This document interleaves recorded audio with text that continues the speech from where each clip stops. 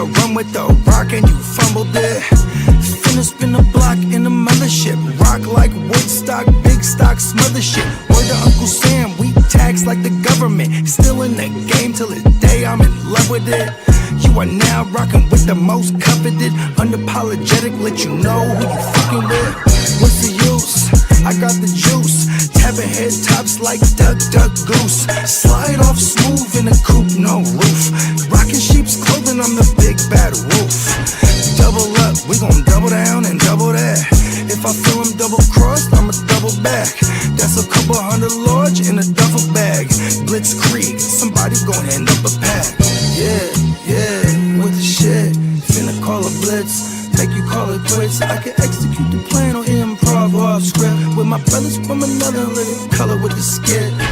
Yeah, with the shit.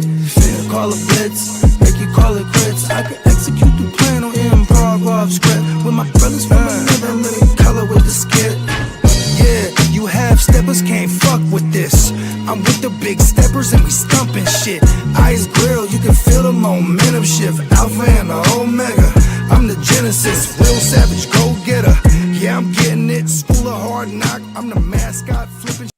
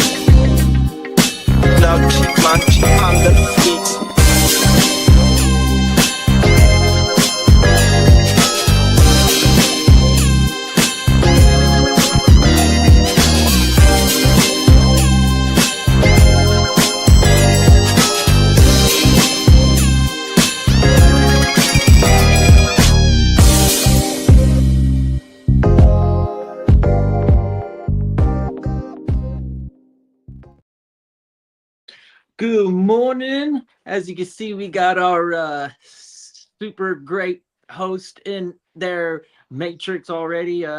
We'll see him back, but welcome. It's Tuesday again. In fact, the man is back. Hey, you already testing the matrix out. Right? I thought, and it was funny because like it was glitching you in and out. Like my whole site was just black. I was like, oh no, are we on? I'm like, yeah. Am I sitting here just quiet? Hey, top of the board, we're back. Yeah. Yes, it'll be you and I, and Peacock is back here. He's probably going to be in and out. Oh no, but it's me again. I'm here. Okay. That's unfortunate. So I removed his other one from the stream, and anytime there's any change on screen, Bogard gets affected somehow. So I have no idea, man. If I remove him like this, one of his things goes out. If I change the background, one of his things goes out. If I play a video, he gets put into the matrix. Damn, they're trying to get him to take that blue pill, right? Is it the blue pill that keeps you in the matrix? I think they're trying to tell him to stop using his mobile device. Or update it, because that's one of the cheat codes to keep your mobile device working somewhat, is to not update it with the new iOS and whatever. Yeah. So maybe his is just having all sorts of communication problems. Who knows? Yeah, it's weird. But yeah, back into the matrix he goes. Let's cross our fingers. You'll have better luck next time. I'm sure we'll see him shortly. But how you doing today, man? Doing well. Miggity Mac Daddy, no, we're not unemployed. I'm actually at work. Oh no, I work at night. I'm actually drinking my beer. I've got a very odd hour, 11 o'clock at night to 7:30 in the morning. So yeah. And then Bogard's always working. Yeah. There's a way to make money. I'm always kind of like thinking of it. It's here we are. Yes. Okay. We're trying this again. Yes. We are back. Speaking of making money, I'm always with it too. You know what I mean? Let's get the bag. Yep. In this economy, you got to have multiple sources.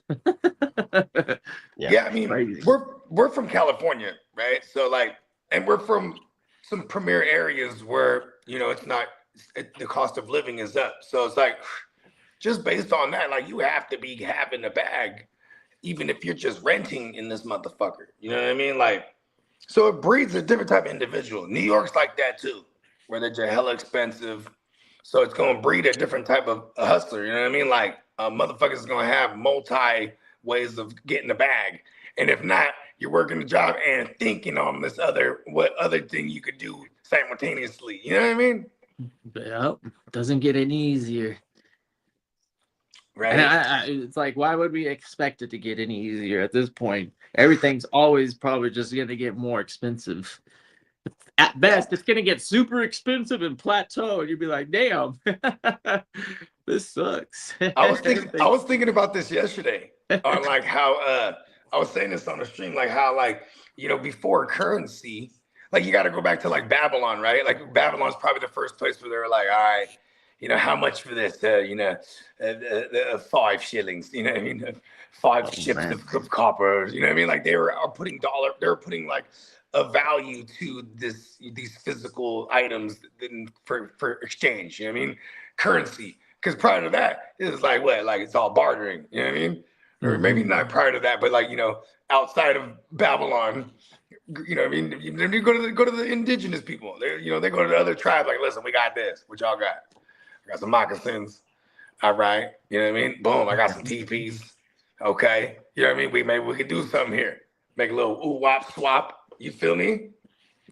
Yeah, I mean, that was probably more socio-economic trading. So like, oh, you're trading assets and goods, but like economics and like having some sort of currency and all that stuff. You might be right with the Babylonians. I'm not too sure how far back it goes to where like, oh, now instead of fucking being able to just be alive and working for the king gives me, like you said, 2 shillings a month. And I get to turn these shillings into something else, you know, whatever. Yeah. Not too long ago, I went through shout out to my man Prime One. He kept referring me to this book, The Richest Man in Babylon, and it's written by Napoleon Hill. And then before I got to that one, I went through a couple of his other books. I went through Outwitting the Devil. And then he wrote another book called Think and Grow Rich. And so I went through both of those before I tackled The Richest Man in Babylon. And it's basically a story about like, it's this dude, he makes tablets, clay tablets, right? And then like this rich dude comes in there and he's like, and then he has all these scriptures and he's like, I need copies of this. You know what I mean? I need, you know, just for my personal collection. And I need it overnight. I'll pay you extra shillings. You know what I mean? Overnight. He's like, shit, he's overnight. He's chiseling away. Right? He's whipping his tablet's ass, bro. He's chiseling away, working all night, working to the bone. And the fool comes through, he's like, and he tells him, and he didn't make it on time, right? But he says, hey, look, he says, the offer still stands. But he says, and he says something profound to him, and you know what I mean, about like, how you put a dollar figure to your work ethic type of shit, right? So then the guy asked him, how did you get rich? And he said, you always got to keep some for yourself. You know what I mean? If I make 3, keeping 1 for me. You know what I mean? And just every time, keep a little piece. So he's like, he finishes this fucking tablet for the guy. He gets his extra little shillings. And then that's what started him on his way. Boom, 1 for me.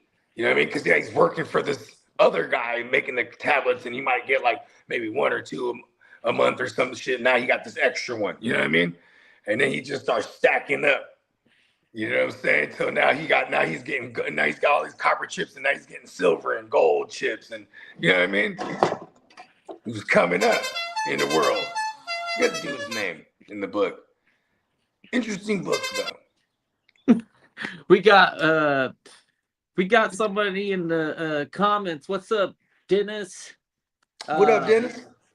We got Brian. He wants to know where a safe spot to draft Mahomes and Rice would be. I'm thinking Rice after Lamb and just Jeddah's. Regarding Mahomes, I'm thinking after Herbert, Nix, and Caleb tier. Yeah, because you know what? In reality, I like Mahomes as much as I like Herbert this year. It's just we're gonna get Mahomes at a value, so don't just reach up and take Mahomes. Get the value. Let him fall past all those guys. Yeah, if he falls. If he falls, right? Because there might be someone else who just sees Patrick Mahomes and goes, yeah, Mahomes, name brand. Yeah, there's a good chance that if you have 12 actual football fans in your league, that it's probably not going to slip too far. And I'm not too sure Bo Nix. And I would take Mahomes over Bo Nix. Maybe, yeah, I'm taking Mahomes over Herbert. Caleb is really interesting because I want to see the youngsters kind of like. I want to see the youngsters also like get definitive roles, because it is nice having the ability to have all those options. But chemistry, I want to see him get like in a rhythm and actually throw the ball enough to make a huge impact. Like, for example, that team, they do run a lot. Have the cake. Instead of, I always say, how does the saying go? Have the cake. With Mahomes, I think that they're going to just throw the shit, dude. They're going to have to. Yeah, like if you can't decide who to get out of all the receiving options, just have Caleb, right? Or in this case, he's talking about Mahomes and Rice as a stack, right? That's a very affordable stack you can get. Safe spot. My safe spot. Rice is still like mid-second to late second, right? Like that's where he's going right now in a single QB. And I like, if you want to have these guys at value, then I am safer taking Rice past the third. That's not even hard. I mean, or even in the third, because I think that's where he's going. In a receiver-heavy like draft, because every draft's different, right? But say it's receiver-heavy, he's gonna go in that mid-second or third. That's usually like kind of our leagues, right? And we're talking single QB. And that's a little bit too early for me. That's too early for me too. But I'd rather. That's where he's been kind of going, because around the CeeDee Lamb territory. CeeDee Lamb territory is ridiculous. I don't ever see him going anywhere near CeeDee Lamb, but he's not a top 10 wide receiver on my draft board, and CeeDee Lamb is arguably like a top 5. It's funny how the recency bias is playing into this year, right? Because Rice, I'm with you. We should get him out of value. Like, why? I don't understand why. Maybe I'm off on the ADP. Because one of the joints that it was somebody's mock that we looked at that I'm really just solely basing this on. You know what I mean? But nonetheless, you know what I mean? A 3-4 turnaround Rice, that's where I feel comfortable. Especially if like he's my third receiver and I'm going receiver heavy. You know what I mean? And we are. And that's a actual reality in the case of you and I. Traditionally, we're like, running back right now? Probably not. Yeah, fuck it. There's so many. And that's part of the game. I play a dangerous game. Yeah. I mean, I'm not afraid of trades. If I find myself piling up wide receivers in a draft and I'm comfortable with trading one of them for a better running back, like maybe getting a tier jump that wasn't available and that owner wants to get that receiver and something else to throw in. Those are trades that you can make. Those running backs are probably some of the easiest pieces to move before the season starts to get going too. Right. Traditionally, like week 4 or 5. Now you've got like, okay, where are those rookies at now? Or what is this committee balancing out to? Week 5 is a nice little place to find running backs as a trade target. But anyways, in the case of these Chiefs, I'm not interested too much, and I like Lamb and I like Jeddah's, and if you're thinking about skipping Amon-Ra, I mean, like Amon-Ra's above those two guys, then Amon-Ra's like he's a top 5 guy, right? And then I'm also thinking, I'm not afraid of Pickens. Pickens is a freaking wide receiver that I'd rather have than Rice. I want all the Dak passing game. Yeah. I mean, same thing with Dak too. I would Like, if I can't get my hands on a Pickens or a Lamb, if I could just get Dak, I get it all. Right? Theoretically. 100%, because you can get what do you think? Prescott has earned a higher ADP value than Mahomes right now? No, for sure. He's going ahead of Mahomes. But and then that's the case too. You know who's going super duper late as usual, per usual? Man, our man Staffy, bro. Like, I just went on Stafford and shit. Like 100%. And that's a recipe for success is let the guys that continue to get faded. Names like Derrick Henry and Stafford are good examples where all they've done is produce for you as a fantasy owner. And outside of the MVP season, Stafford was pretty cheap for you. Yeah. Yeah. After the MVP season, then he was a little bit different. But last season, it wasn't fucking any. Like he's free. For real. For real. And he might be free again. And I'm like, I'm all about it. There's a formula, and we'll talk more about it throughout the shows and stuff on how to like actually create a roster in the middle of a draft. Because you could do it. Yeah, you could really vision like, oh, okay, these are my guys that will probably be around in week 15. And that's probably the way you should do it. What's up, fella? Hello, fellas. I like rookies, but I don't like banking on the development right on because we're out of the dynasty like feeling. We're now in redraft mode. So for me in redraft mode, I'm waiting on those rookies. I'm usually taking a rookie after I've built my core. And like if I have all my positions filled, now I start to think about some of these probably the elite rookies are gone, obviously. But there's still some talent rookies that could be most of the time running back. The Casey Concepcions of the world. Kalen Black. I want to jump out real fast because I was while I was on the throne, I was watching the show and y'all was talking about the hype about Rice.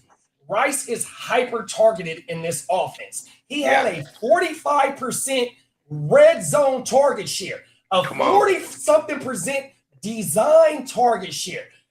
First read target share is 30%, bro. He is the end-all, be-all in that pass offense. Like somebody was talking about Kelsey being a steal for us. You don't think that Rashee Rice is a steal?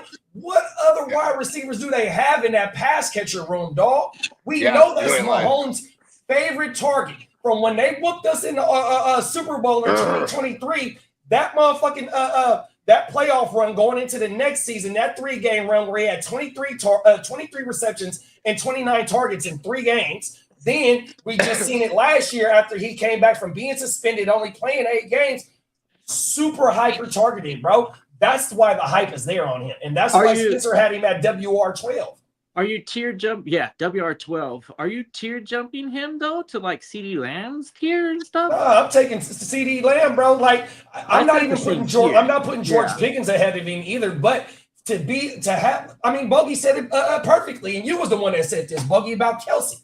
You're getting a piece of the Kansas City offense at a discount. You feel me? So even with Rashee Rice being like right now. Shout out to the guru, WR12. By draft comes, bro, he gonna be mentioned in the second round, dog. 100%. Yeah. I got the shit written down right here where how super hyper targeted this dude was. And I still like my like third. Maybe I'll jump to like the middle or even the beginning of the third. If you start to convince me with the fact that he hasn't been distracted too much, and we'll go fucking see from there. Like I'm interested to second round. I'm looking at the board at that moment, and I don't give a fuck about the Kansas City Chiefs. I'm like, okay, well, who's here? And I like George Pickens, and I like some of the other players, particularly because of. I think George Pickens he's like an early second round this year in a single QB. Man, his finish was too crazy last year. Here you go, right here, my game. He had a 54.8% design target share. He had a 28.7 target share, a 46.2 red zone target share, bro. He is the end all be all in that offense. And if you go look at every season that he's played, he continues to do that for that offense, and they haven't brought nobody in. Only thing he needs to do, like Kitteh said, hopefully he's not too distracted. He done pissed dirty, got his 90 days up out the way, got his little reconstructive knee surgery. It's time to go, bro, because he the end all be all, bro. 100%. Yeah, he's definitely. I'm not mad at that. I'm definitely thinking about grabbing him in that third for sure. Somewhere in Brian, you need to tell us why you got Devontae over Pickens, because Jalen Hurts only throw the ball 25 times. Dak throw the ball almost 40 times a game. 36, 37 times a game, bro. That's more opportunity for GP. Are you with me? GP had 1,400 yards and 7 TDs. He might do that again, bro. We might not even see that out of Devontae this year. The neat thing about the Cowboys, I'm picking Devontae Adams over George Pickens. That's a fact. Cowboys offense is so potent. Like there's a good chance that we're just looking at a handful of opportunities, and Dak is very savvy at finding those opportunities and striking when fucking love Dak, bro. He will light you up if you allow him to have one of those guys on the outside be open. It's a nasty offense, and they still got the tight end coming back.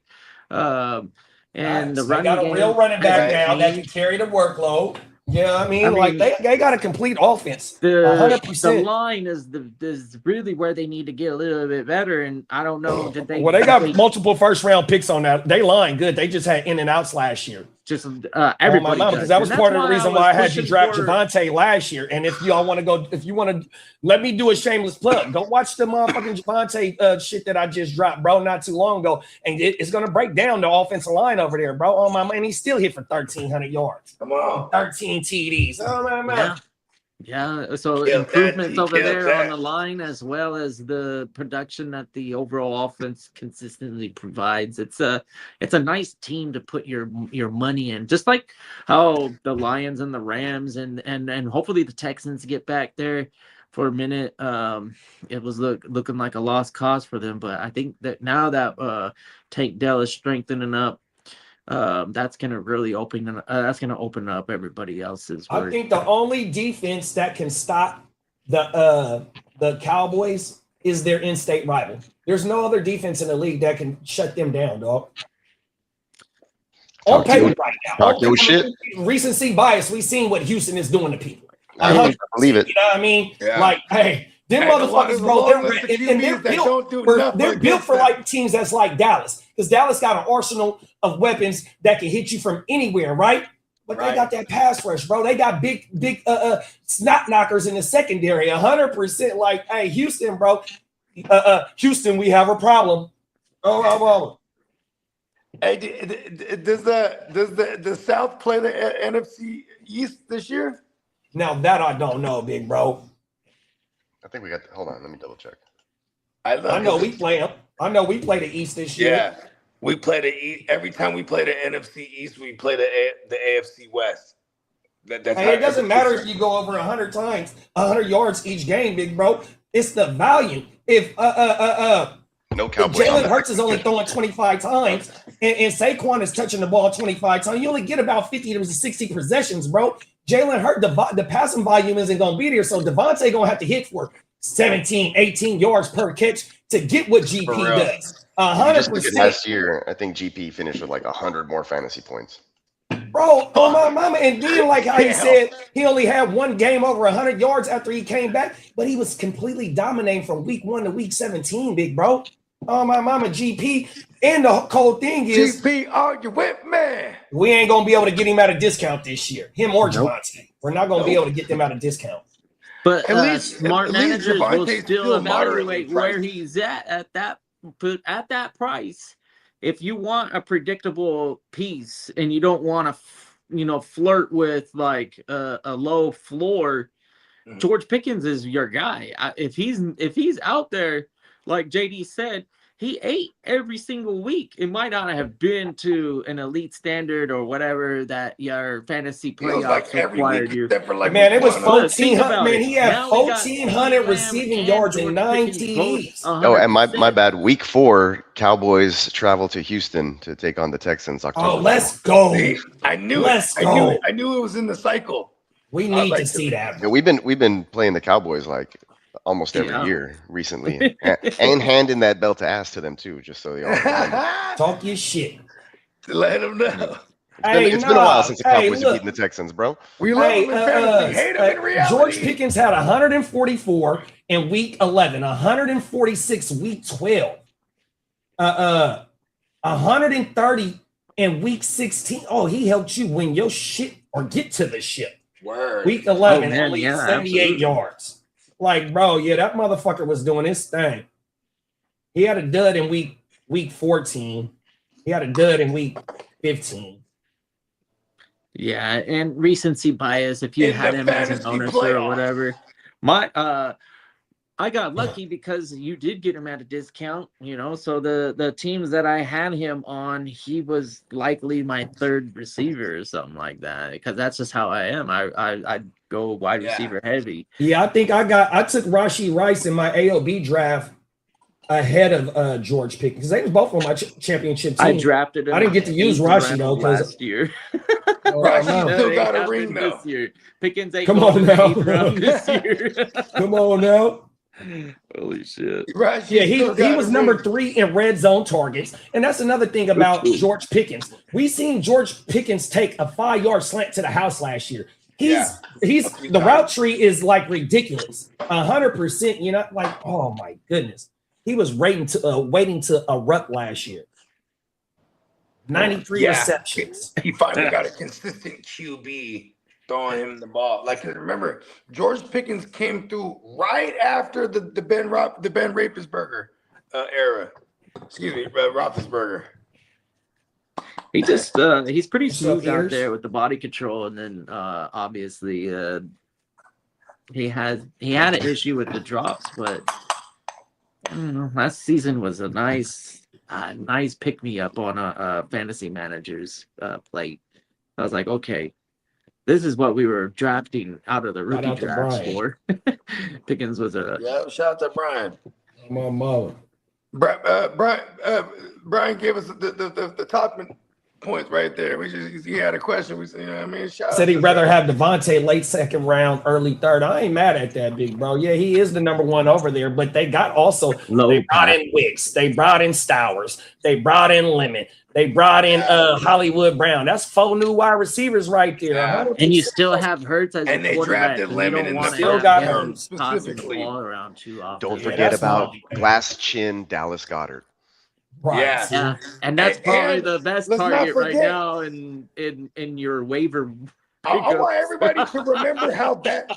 Everybody remember last year how bad that offensive line was. Y'all remember how bad that was? They don't got Kelsey, so it was just like it was terrible. So it's like if they could turn that around in one season, maybe we have an argument here. But I'm not fucking with no Devontae Smith in that range. If they can run strong with Saquon again, right? Then yeah, sure, maybe your play action downfield with Devontae, but it's just it's an uphill battle. Let those plays develop too for Devontae down the field. Like if that pressure's coming, it is going to be glass jaw Goddard. You know what I mean? Right. And Saquon, they even talked about Saquon being utilized more in the passing game too, and then they want to use Lemon predominantly as a slot guy. Well, initially he's going to be predominantly a slot guy, right? That's the exact quote or whatever it was. But you know what I mean? With that said, you know what I mean? It's like, look like they're gearing up for a lot of short passing game. You know what I mean? Yeah, and you know what Devontae Smith's not good at? Like press. Like that motherfucker will get bodied. He's not going anywhere if that DB is right up in his face on the line, dude. He's gonna have to have like some phenomenal footwork to like juke a motherfucker off his shit. You feel me? Cause you're right. I didn't think of that. They got to get him in a rub route. Pause. Yeah, it's pretty easily to defend a him wide 180-pound wide receiver who's the only target on the team. You're like, oh, easy. pick the biggest dude. He did gain like 20 pounds in his career, huh? Push him off his route. That's all you got to do. Come on. Hurts is going to get all flustered and running around and fucking whatever he does. You know, it might be successful. Who knows? And you know what's crazy is Howie Roseman. He puts motherfuckers on make or break shit. Like listen, bro, you gotta do it. I know you wanted me a Super Bowl, but you got me to 2 of them things. But listen, you better start showing up. You know what I mean? And then they get rid of AJ Brown, right? So it's like, well, they do have Lemon to develop for the future. But it's interesting because Howie Roseman doesn't like do rebuilds. He just retools. You know what I mean? And like, like look, that rumor was a fun rumor a couple months, like a month ago, maybe even a couple weeks ago. That was a cool little rumor, man. If this is a bad year for Jalen Hurts, and then Lamar doesn't get paid over there in Baltimore, Lamar's he's gonna go to Philly. You know what I mean? Because Howie Rose would be like, yeah, come over here, I'm gonna give you all the bag. We got the $75 million for you right now. Right? They don't want to give it to you. We got you. Oh, every time. What I mean? They'll call his mom. They'll get his mom's phone. Oh, well, they get the mama number. Oh, they'll get the mom's number and talk to the mom, and she'll be like, baby, they're gonna give us all the money. Brian said also CD he missed about 4 to 6 games. Yeah, them facts with that ankle injury early in the season. Yeah.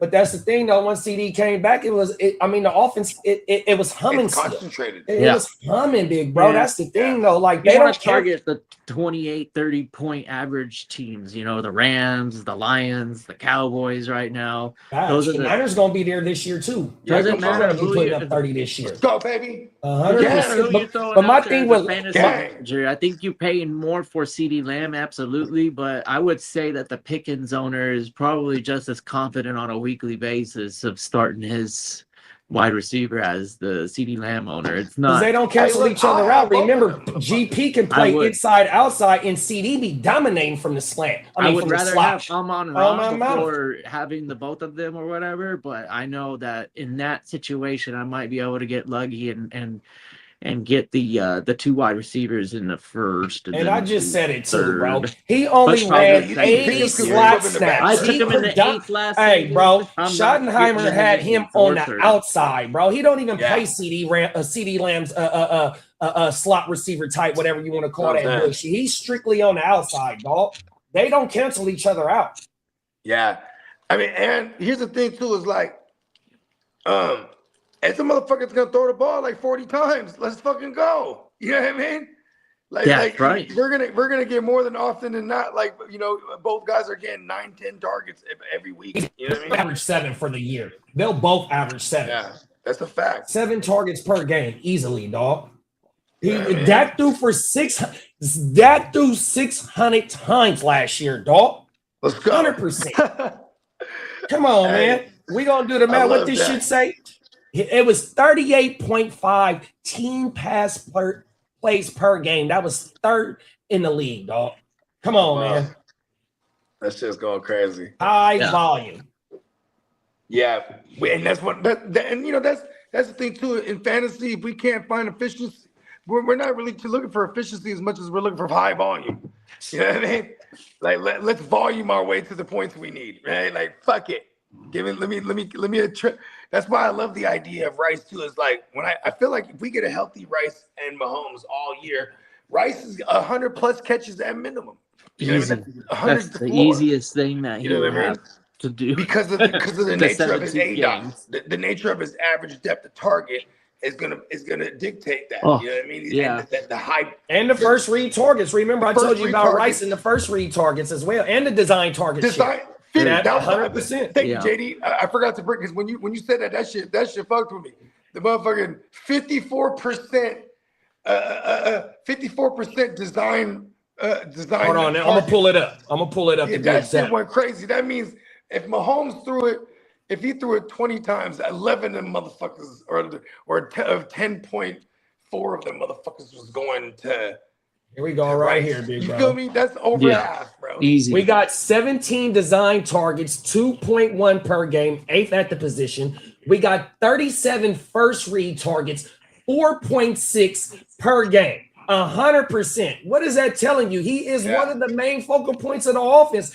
18 red zone targets, 7th at the position, and he only played 8 games. He was suspended for 6. He missed the last 2 because he got his fucking Sonic coins knocked out of him by Jalen Petrie and the snot knockers over there in fucking Houston. The motherfucking Sonic rings. Bing! Yeah. Yards per reception, 10.8. Yards per target, 7.3. His A dot is 4.3, bro. End all be all short passing game, dog. Come on now. Yeah, 100%. Only and thing like is, and that's what I'm saying. So you get for certain reasons.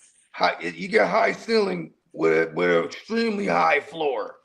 Like that's what I'm looking for. Because if that ceiling doesn't come, pause. At least I still have that high floor to fall back on because he's gonna get those receptions.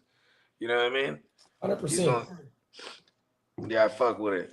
Shout out to Styler Todd Harris, man. Appreciate you for pulling up, big bro. Shout out to Styler. Hey, everybody Todd, that's new in the chat, if you go look in the description, you can find out how to enter a mini autographed Jackson Smith and Jigba Super Bowl helmet. Here over at the GWN in the Heart to Start, we are known for putting championships on the wall, and JSN helped you put a championship on the wall. We're trying to give back to the people. So wherever you found this at, look in the description, and you can find out how to win the JSN helmet. 100%, y'all. Yep, free giveaway. All you gotta do is go ahead and sub up anywhere you found us. And if you find us on multiple channels, because we are multi-streaming, you sub up to every channel. It just increases your chances. You know what I mean? And that'll have you entered in. Just Brian like said, would you guys be happy with Pickens as your WR1 in drafts? Hell yeah. Yeah, if I go running back in the first round. Well, I mean, you would have to have the early. You would have to have the early pick in order to get one of the running backs. There ain't no other running back that I'm taking early. But I don't know if I'm going Pickens in the first round. That's the thing, though, too, is Pickens. I feel like Pickens is gonna creep up into the early second, not even. Yeah, he ain't going. In my opinion, he ain't gonna last past the 2.5 in single quarterback. 100%. That's what I'm saying, right? Yeah, I play. And I'm okay with that. But super flex. I always think about the super flex. I mean, honestly, like I'll take him at the back end of the first round in the super flex. Fuck yeah. It's either him or Rice. It's either him, Rice. What other receiver at the back end? I just put this up in the comments. Sorry to interrupt, but with Lamb in the huddle, Pickens averaged 15 fantasy points per game versus 24 with him out. So if you want to put those into 2 different contexts, you want to do the whole season with Lamb in the lineup. Pickens still would have been wide receiver 11 in fantasy points per game. Yeah, and that's why I feel like they need to change the game right now. I'm not done. Make Cowboys get 2 freaking wide receivers that make like 35 with million Lamb out, though. With Lamb out, Pickens would have been the wide receiver 1 in fantasy points per game. And you know what else, too, Peacock? You know what else, too, Peacock? That motherfucker playing on a franchise tag. He wants to get the JSN number, bro. 1,400 yards and 9 TDs. Give me the man, he's trying to break the bank, dog. And you got Puka trying to get paid this year. Him and Puka finna be battling this year. Oh, I'm finna outdo you. No, I'm outdoing you this week, bro. Fuck that. I need the bigger bag. Oh. Yeah. I ain't mad at that. Oh, man. I hope I hope all these people start to just get real hyped on their running back picks in the first round, because I'm gonna be very happy taking one of these wide receivers. This season's crop in the first round is looking mighty nice. Yeah. Shout out to Ryan, man. Ryan asked a question, y'all. We got a fantasy question. What up, Ryan? Ryan said at the 102 or the 106 10-man PPR, what pick would you rather have? In a 10-man, 106. 10-man PPR. Well, yeah, I'll take the 6. Give me the 2, because I either get Bijan or Gibbs. I'm not mad at that too, but also because like the reason I'm taking the 6 because I have a quick run to swing around, and I'm always gonna be in the same spot basically. You know what I mean? I'd be winning a lot in the middles. So like if I win leagues, it's because I'm like in the middle of the drafts. Typically, I get to balance it. I get to control like the flow a little bit better. I don't have to like snap off like weird decisions because I'm on the bookends. I just like the 106. I like last year in both of my live drafts. So in the West Side, I had the 114. In the LB, I had the 104 and got Gibbs and got Say Brown 100%. And y'all know my motto. I'm not fucking with them tight ends, and I'm not fucking with the running backs. So for me to get the 104 and get Gibbs out the way, 100%, you know what I mean, and just built completely my team out, I'm not mad at the 104. How did Gibbs fall? And then at the 114, I don't mind waiting because I'm doubling up 100%, and I get the zigzag from what the rest of the league is doing because I control that. I'm at the back end, so I'm starting off the next round. You're going to have to follow what the fuck I'm doing. And you know what's crazy, bro? You know why I always say like, I'll take the 6 also because, like, I hate being where I'm like, fuck, this pick at the 102 makes me need to take this person because everyone else says you got to take the running backs, right? Because it's like, normally I'll just be there and be like, all right, fuck it. Taking whatever receiver I want. You know what I mean?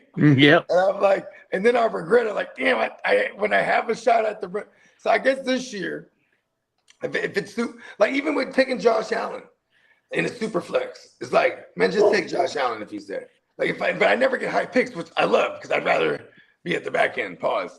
And shout out to all the homies in our leagues that take them quarterbacks early in the motherfucking super flex drafts because you make it a whole lot easier on me. Please keep it. 100%. Motherfuckers be having 5 quarterbacks go in the first round, dog. Are you fucking serious? You know, Josh Allen is, but Josh Allen is at the end of the first round, or something like that. You know, I'm just saying, like, if I'm talking about if I have the decision, like I have a top 3 pick. And then, like, no matter what, if I'm 1 or 2 or 3, if Josh Allen's there in a suplex, it's usually not a bad move. You know what I mean? I'm saying though, I got the runner-up to the MVP in like the 6th round, dog. That motherfucker almost had a 5,000-yard season in Drake May. Ain't no way in the world I need to take a quarterback in the first round, bro. It's neat though because Allen is an anomaly. He's pretty much guaranteed first or second finisher for the last. I don't care, bro. Hey, Kitteh, you've been saying that you're taking 5 straight wide receivers. If you get hold on. If you get a top 3 pick, 4 pick in the West Side this year, you mean you're telling me you're going to pass on Josh Allen then? Absolutely. There it is. So I don't want to hear that shit. Oh, man. Fuck Josh Allen in his number 1 or number 2 finish for the last 6 years. Bro, pass him. Pass on him.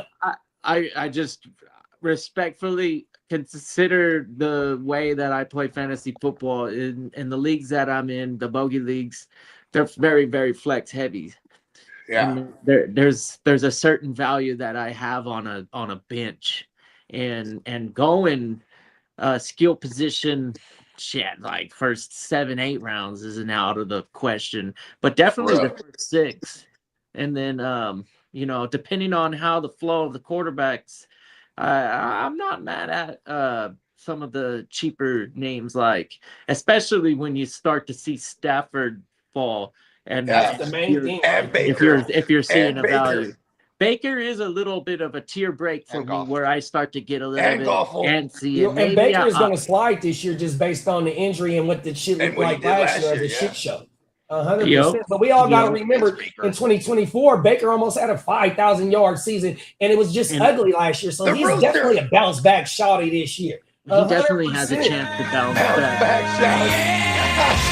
Come on now. I love that. I'm trying to tell you, we got to find the values in these later rounds. That way, like I said, bro, we want to build a roster from top to bottom. So I'm not investing in no quarterback or no tight end early in the draft. And if I'm later in the draft, yes, I'm skipping running backs unless it's CMC. That's the only running back in the back end of the first round that I'm considering taking, depending on what wide receivers is there. Other than that, bro, we're gonna build our complete roster out, and we're gonna wait on, like you just said about Stafford, bro. In single quarterbacks, he was going at the 11-4 last year. That's crazy. He threw 48 TDs and almost 5 thou out, dog.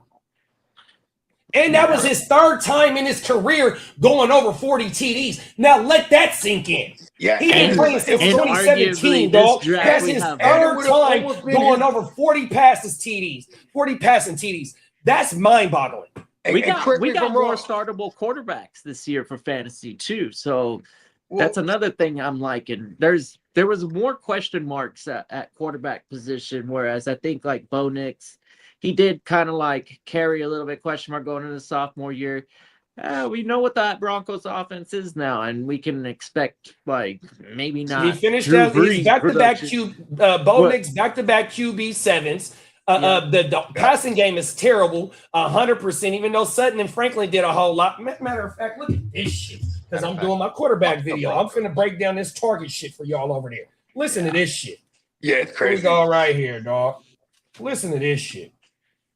Yeah, where we at? Broncos okay, look, bro. For the most part. Last year, I want to CJ you had Stroud 135 targets from Sutton. You had oh no, that's 2024. Excuse me. You had 124 targets from Sutton and 104 from Troy Franklin, right? Highly inefficient. 65 to 104 for Troy Franklin. And we call Troy Franklin a red zone monster, but he only had 3 TDs in the red zone. Cold world. Then you got Sutton, 124 targets, 74 receptions. Highly inefficient. Then everybody else under those 2 top pass catchers on that team, everybody's bunched up in targets. That's why you go give up a number 1 for Waddle, 100%. And Bo, back-to-back QB sevens. Bro, we got to remember, he's able to do it with his legs as well. So when you be able to, and he's a little bit shoddy when it comes to true QBR, which is the layups and deep ball accuracy. In my opinion, is going to get better as he gets more reps under his belt, even though he's a 50-year-old quarterback in age because he had like 8 years in college. You feel me? But he got Sean Payton, 100%. Still got Lombardi over there. This is 3rd year with Lombardi. Yeah, and then you go get Waddle, bro, on top. And Pat Bryant. That's the main thing. Pat Bryant and RJ is the future of this offense. If you go look at their targets to their receptions, highly efficient, bro, on my mama. So I hope they get some run as well, bro. But yeah, man, Bo Nix is a damn great fantasy quarterback, and he's going to get better. Yeah. Drake May, another quarterback that's only now he got better. He got AJ Brown. I mean, like, geez, there's not a lot to like hold Drake him back. May is like the 2nd QB drafted.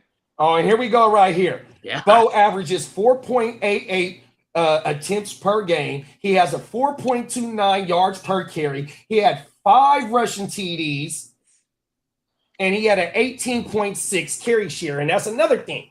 The Denver run game is boo-boo. Now, just imagine if Denver had a okay run game to make the play action even better. Off boots and shit, because the threat of him in his legs is going to make the linebacker suck up on bootlegs and play actions. 100%. They run game, bro. J.K. Dobbins, yeah, he was looking good, all right, but he got injured. That's why they took Jonah Coleman to help that run game as well. The run game, it ain't that dominant over there, bro.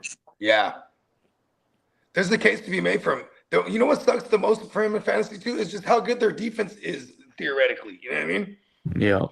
So it's like, we haven't really seen them be one of the higher scoring teams like that because like they've been able to win lower scoring games. You know what I mean? Well, and see, that's another thing, but they start off boo-boo as well. They got a boo-boo offense because they start off boo-boo, and then remember, they were giving up a lot of leads. Yeah, they was giving up leads and shit like that, having to come back. Like Bo Nix had like 7-game winning drives last year because they was either down or, you know what I mean, teams came back on their ass, shit like the Giants, remember? That was like week 5 or week 6. We was watching that game. I remember that shit. They were down like multiple possessions, and all in the 4th quarter. They scored a touchdown, and the defense gets a turnover for their offense, and they scored another touchdown, and then it was like insane. Top of the morning, Tino. Team leader. Brian said, how y'all feel about Luther Burden? He's hella hey, I love Luther Burden, big bro. Oh my mama. He is a must draft for me this year, dog. Do not. Yeah, and like the only I know, right? The only thing I'm afraid of is that that everyone feels strongly too. Like shit, I'm bought in Luther Burden now too, but it's like, man, he's gonna be so expensive. Like we need him to like bubble. You know what I mean? Like, but I mean, even with all the hype, where do you think he's going? No, I'm okay. You're going to get him as your third wide receiver. He's probably going to go as high as like a third rounder when it's all said and done. Shit. Let's look real fast. Because there's other wide receivers that I would take. Has Luther Burden listed. Who's going first, Loveland or Burden? When it's all said and done, he's going to go up that high. Yeah, wide receiver 23 between Terry McLaurin and Devontae Adams. Currently, yes, currently. So you're I'm taking Tetarosa ahead of Burden because he is the number one over there. He's 100%. The definitive one. Who else would I take over him around that range? I love that. Maybe Ibuka. You might take Ibuka over him. I would take Ibuka because I think I wouldn't take Ibuka over him. I'll take Devontae Adams over Luther Burden. Yeah, you for sure because they're throwing on the 2-yard line. For real. Cold world. Hey, Devontae does nothing but catch tugs at this point in his career. Cold world. After that, probably not too many names that I would take over. Nah, it ain't. Okay, here go a good one. Lat McConkey or Luther Burden. Oh, damn. I guess, you know what? I do like the outlook for Lat, but I guess I would take the higher upside of Burton in that instance. Yeah, I think I would take McConkey based on he's locked in for back-to-back years last year and his rookie year over 100-something targets, and we got 100-something targets that's vacated over there. Yeah, give me Lat over. Okay, Burton. I'm sold too. You know me, I love big floor versus Come on now, risky upside. Yeah, fuck yeah. I guess I would take the Lat. I love the Lat. I forgot we got to fire up bagpipes this year. Fuck that. I got you. We definitely need that. Yeah. But a laddie.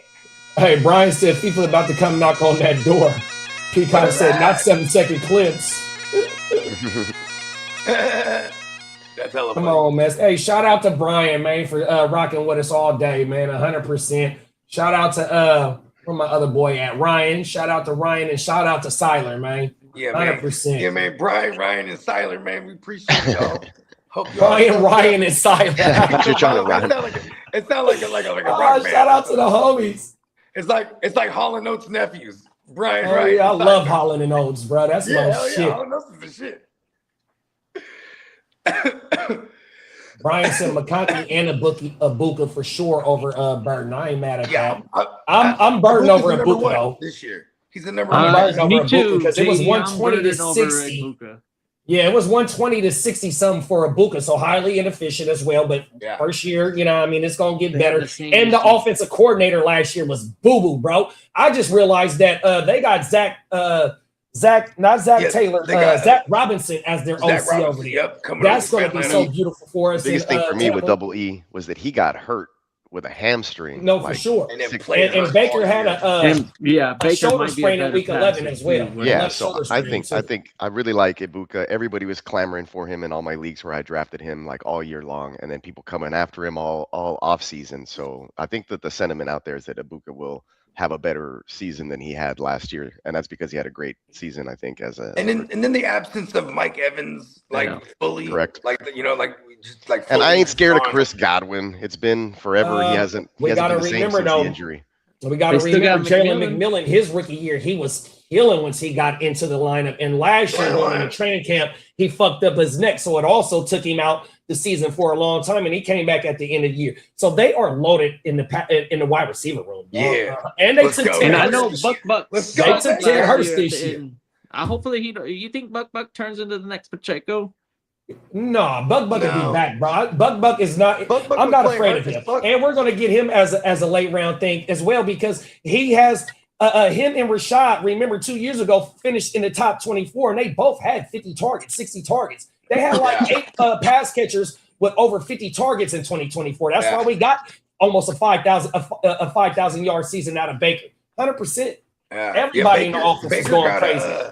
He got a 25% target market share as a career stat as far as targeting the running back position. So it'd be 25% of the time he's throwing out a running back. That's pretty. And another thing of investment to the running backs is Kenneth Gainwell. He had 875 receptions last year, dog. We know, like how Bogey just said, what Baker like to do with them running backs. Hey, bro, we just seen two top 24 running backs in that backfield not too long ago with Coach Liam Cohen. And Baker is known to get OCs paid. Remember, he lost Liam Cohen and he lost the year before that. Forgive me. Canales. Baker is getting OCs paid, bro. Facts. Right. And that OC that they had last year, that was his first time ever calling plays. He's been a career passing game coordinator. Shit like that. That's why Todd Bowles on the hot seat, because you hired within, bro. That motherfucker was a first-time play caller that couldn't do shit for Baker. Get your ass out of here. At the buzzer. And you know what's crazy to me too? He could have fucked around and he could have fucked around and made a push for like a McDaniels early. You know what I mean? Like where was that? They just went and hired Zach Robinson real quick. But I guess Zach Robinson did come from the McVay tree, and they did have success with Combe, who was with McVay for prior to coming to Tampa. Maybe they're trying to recapture that. You know what I mean?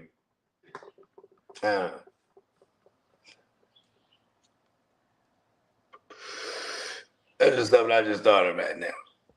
I like Baker a lot, though. We're gonna get him out of value. I'm down with that.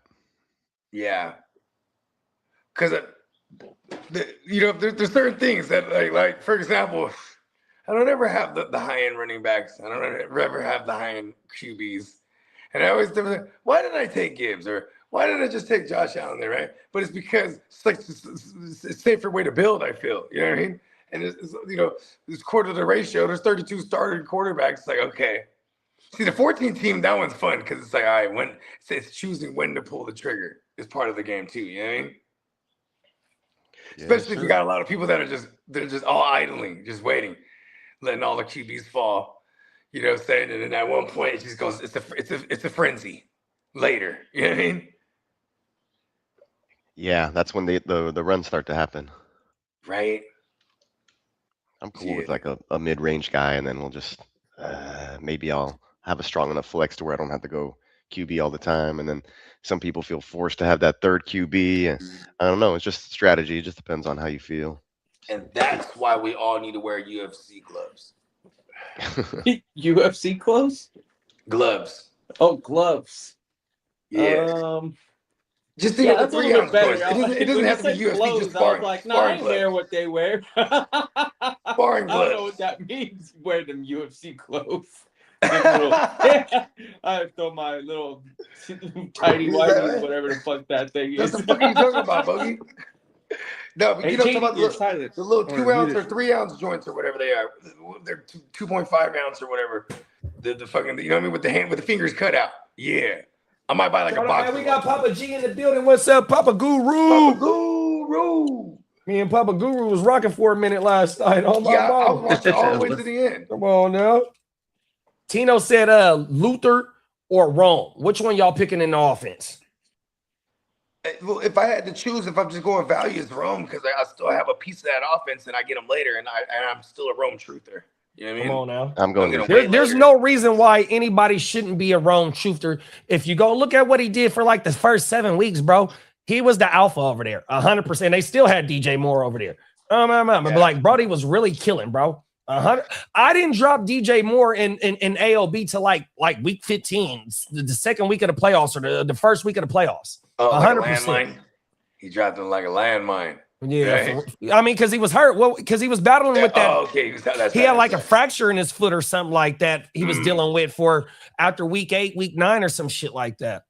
Yeah, and that is why I ain't fucking with him this coming year. I don't touch wide receivers. I don't touch wide receivers dealing with foot injuries that happened mid to late the year prior. Like, he's gonna be off to a slow start. It might be the same shit. He could get re-injured. Like, no thanks. I'd rather not draft him. I'll go somewhere else.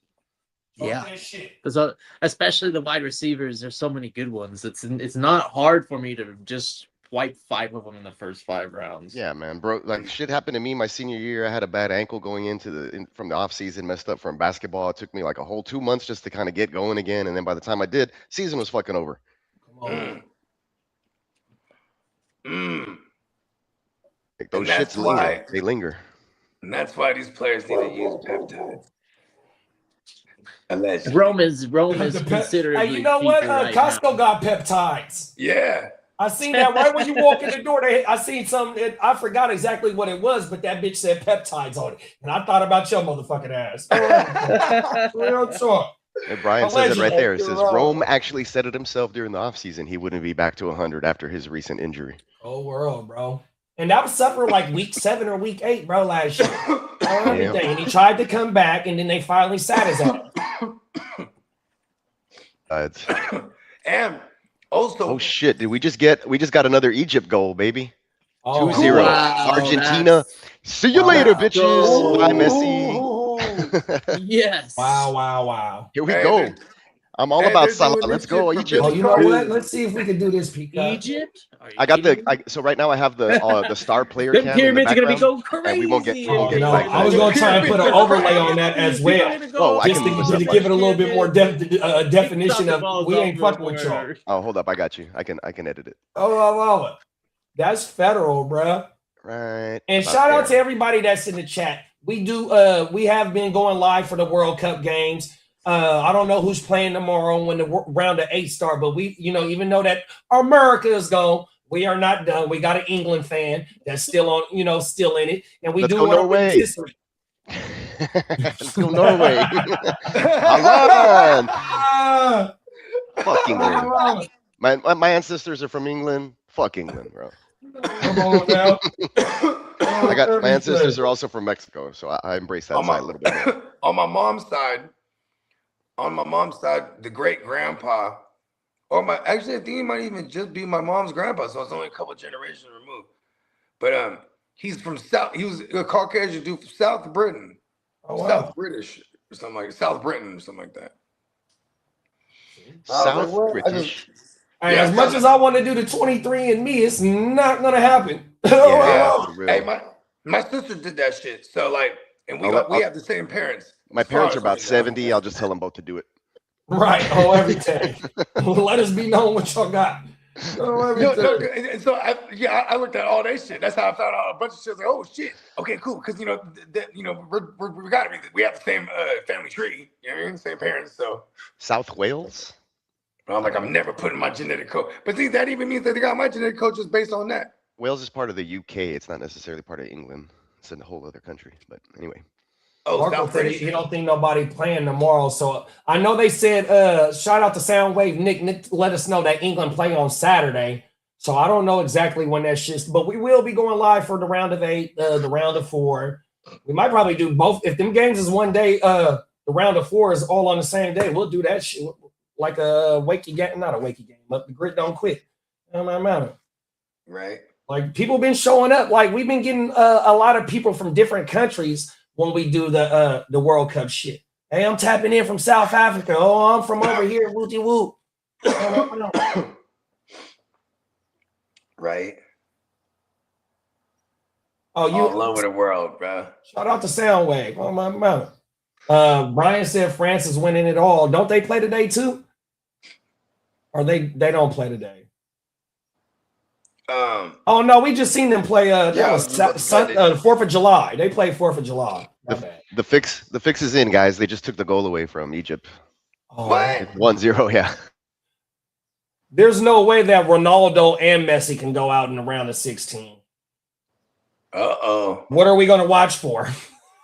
For real. We watching for the Brits.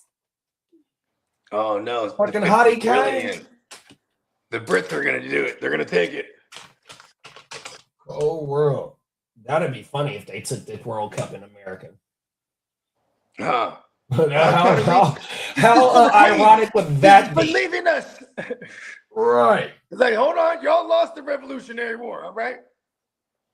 Hey, shout out to Gonzalo Ramirez. He said, "Who's y'all's team?" Here, let me show my camera. Let me put my camera Niner, baby.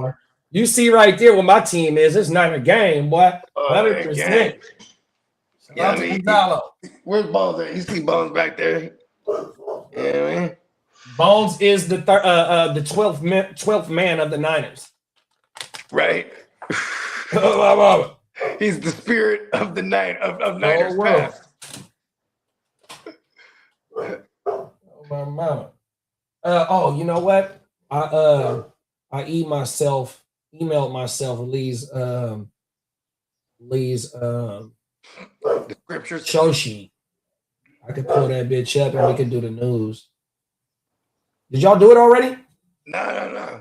We could rock it. We're just shooting shit. Let me see. Okay, let me copy. Answer some fantasy questions, you know what I mean? Damn it. Okay. Yeah, shout out to our guy Lee, Ear to the Streets, you know what I mean? He's To the ear to the street. Family biz, you know what I mean? You know what I mean? Thoughts and prayers out to them, you know what I mean? 100%. And he said he'll be back Friday, you know what I mean? I'm pretty sure he'd be fully charged up, you know what I mean? I'm charged up. Shout out to the ear to the streets, man. 100%. Is that the logo of the best defense in the league? Where you see it at, bro? I don't see the logo. It's on my screen. Yeah. Oh, okay. Talk that shit. Yeah, that is our resident neonpeacockmerch.com Houston Texans fan. He does his own motherfucking Houston huddle to break down what the Texans got going on every motherfucking week, man. So y'all make sure y'all stick around for that, bro. It is our season, even though some of y'all might have seen us do CFL games, UFL games, soccer games, versus flag football, but we are known for as a fantasy football podcast, 100% football show. And there it is right there, bro, 100%. We got the Houston wherever you found us at, bro, you fuck with football, man, just hit the like and subscribe. And if you hit the like and subscribe, you're entered to win some free shit. Yeah, you're entered to win. Oh, here we go. Jackson Smith and Jibba signed mini helmet, Super Bowl edition. You know what I mean? Fully authenticated. This shit, you know what I mean? All anyone has to do is sub up, and we are multi-streaming. So if you find us on the Gen Wealth Net, or if you find us on the Heart to Start or Neon Peacock, you know what I mean? I would suggest go ahead and sub up to all of them, because then, you know what I mean? No matter what, you sub up and you entered. Them is 4 free entries. Higher your chances. Thanks. 4 free entries. Oh my God. Fuck it. Come on now. Well, the easiest way. It's been a minute. Where's my 30-second H-Town huddle intro? Let's just get a little. Oh, that shit. It's been a minute. Yeah, run that giant. Where is it? Hold on. I got to go to videos. Oh, here we go.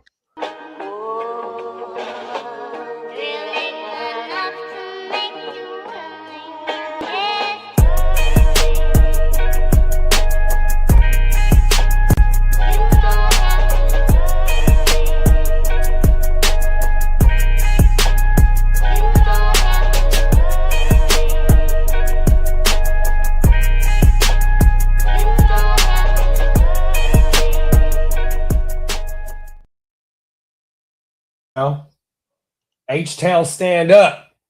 You stay locked in for that when we get Come back. on now. H-Town stand up, man. We in the motherfucking video. We building. lost Bogey. Fucking Matrix is hating. Oh my mouth. 100%, man. Yeah. But yeah, man. We got all aspects covered with this NFL shit because we're live on Mondays. We're live on Thursdays, live on Tuesdays, live on Fridays, and we do watch parties on Sundays, bro. So we cover this fantasy football shit. We cover the NFL top to bottom, pause, beginning to end, and in between with the off season and at the beginning of the season, 100%. So the whole 365 days, we are a NFL channel, fantasy football channel, but we are starting a little bit deep dive into the UFL, to the CFL, you know what I mean? We had the fucking flag football shit. That shit about to be booming because the Olympics right around the corner. So yeah, man, y'all found the right spot. 100%. Oh my mama. But shit, let's crack off that news real fast, y'all. Check the chat. Finally got Tank Dell back. Okay, Stroud's God. That's one thing that Peacock said, bro. And I've seen Steve Smith said that Tank Dell is the alpha in the room, not Nico.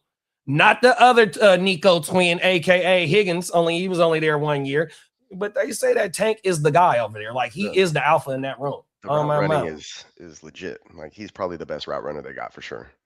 Come on now. Release it's people like okay. We were talking about Devonta Smith earlier, like how he has some trouble maybe on press coverage. Like not Tank Dell. Like he may be little, but he's shifty and it's hard to get your hands on him. And he's always open. It's crazy. I hope he can still do that though after this injury. 7-Eleven, always open. Yeah. Come on now. Yeah, them motherfuckers, like, they're loaded everywhere, like from top to bottom on both sides of the ball. Only thing that, and it shows you with the offseason how they attacked the offensive line, how they brought in the wide receiver, the running back, when snatched him up out of Detroit, and he still got tread left on the tires.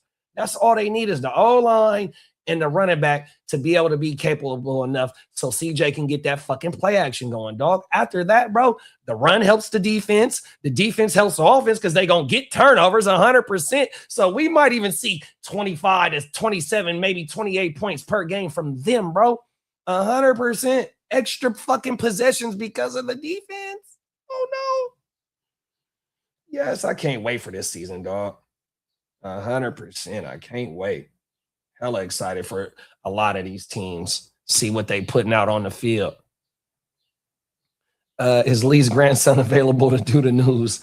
Oh no, if he's ready for that, then. Oh my mama. Stop with the nonsense. Lee is a fool. But let's go ahead and take him to the motherfucking streets.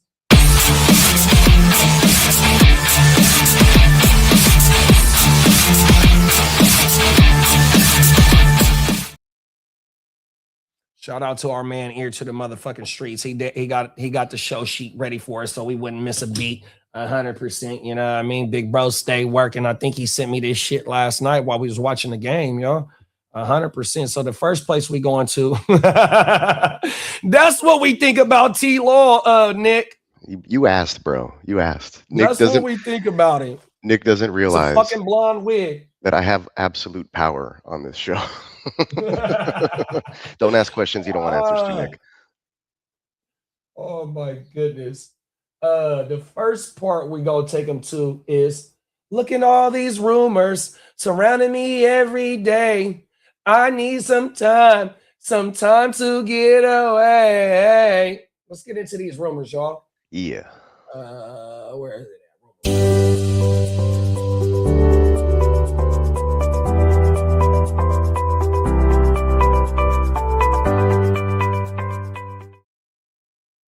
Okay, now it's 2-0. Egypt. Let's go. I mean, my shit's still mute. Uh-oh, that don't sound good right there. Yeah, now one goat just went down yesterday, not another goat going down today. Nothing to cheer for no more. Come on now. Holland. Let's go Norway. First rumor is Cincinnati Bengals are linked to Saints running back Alvin Kamara. Will that hurt our Chase Brown shares, or will it help alleviate a little bit of Chase Brown to where Chase Brown can be fresh for the end of the season? They play the same type of role. They are PPR backs.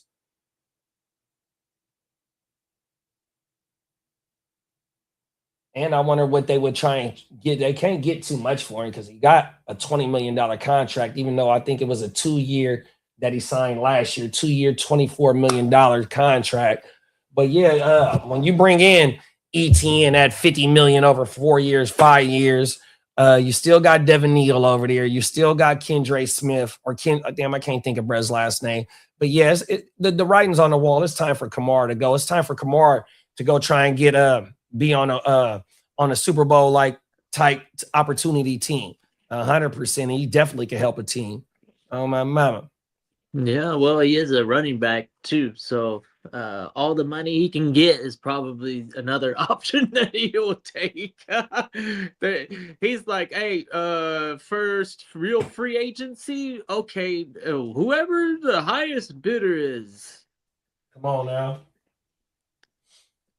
Yeah, I would love to see him Kansas City, because we know that old boy K-Dub, he ain't putting together a 17-game season. Hopefully he does this year.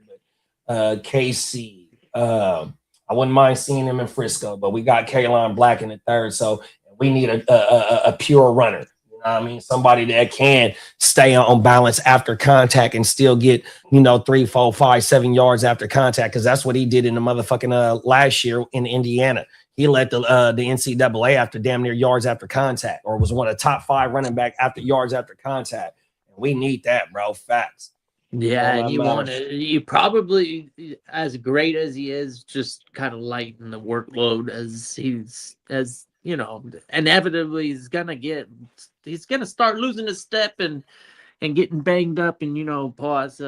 It's a rough road for CMC, I think, from here on out. It's not smooth sailing like some of his MVP caliber seasons. I'm hoping that we get a RB1 finish out of him, but like you said, like especially if they bring in Kamara on top of having all the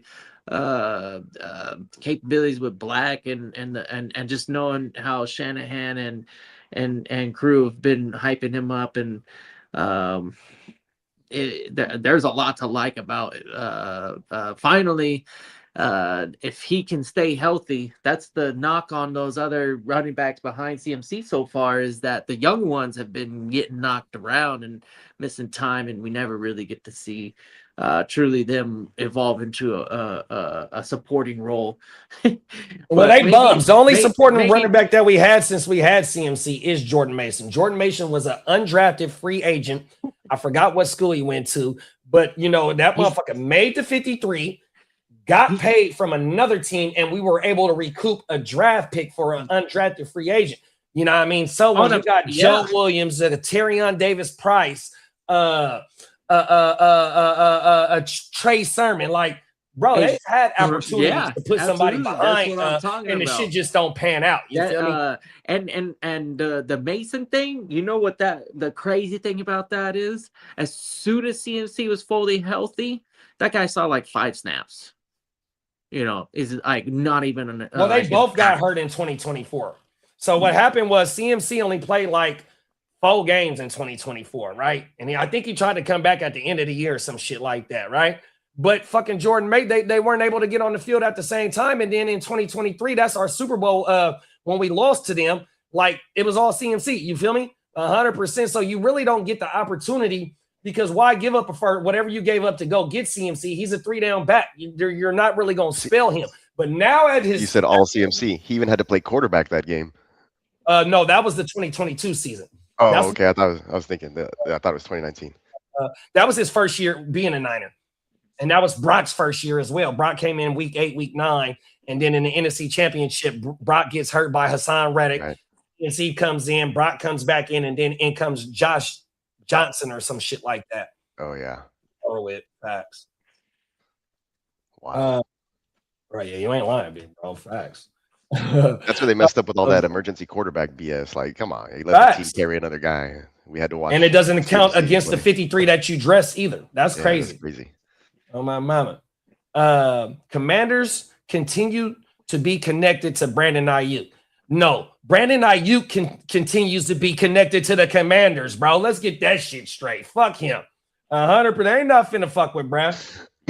Man, I don't know. He's done, bro. Yeah, he ain't helping his cause. He's not helping his cause at all, dog. Isn't he doing like fucking TikToks and bullshit like that or something? Yep, that's exactly what he keep doing. Going running to social media. 100%. Kellen Moore and the Saints are reportedly interested in Keenan Allen. How that sound? Keenan Allen? Yep, the Saints. Sounds like sounds good for a shuck. Right.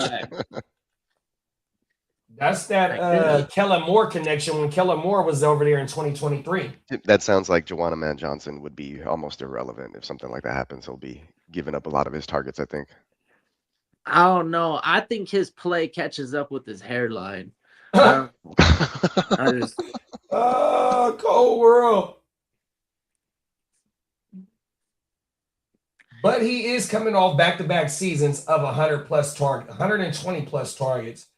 Did it in Chicago in 2024, and then he did it again last year with them Chargers. So OG still got a little bit of gas left in him, and it ain't like he never had a deep routes in order to get his money. His whole game was very Rice-like, where I'm running around and am I here? Nope, I'm over here. And then like, how the hell does he get open? He's not even fast. He's not even strong. He's not even this and that.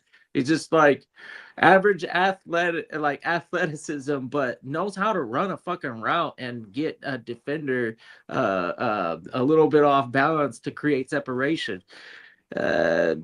Always been a interesting wide receiver, but Phillip Rivers is like, that's a perfect quarterback for him.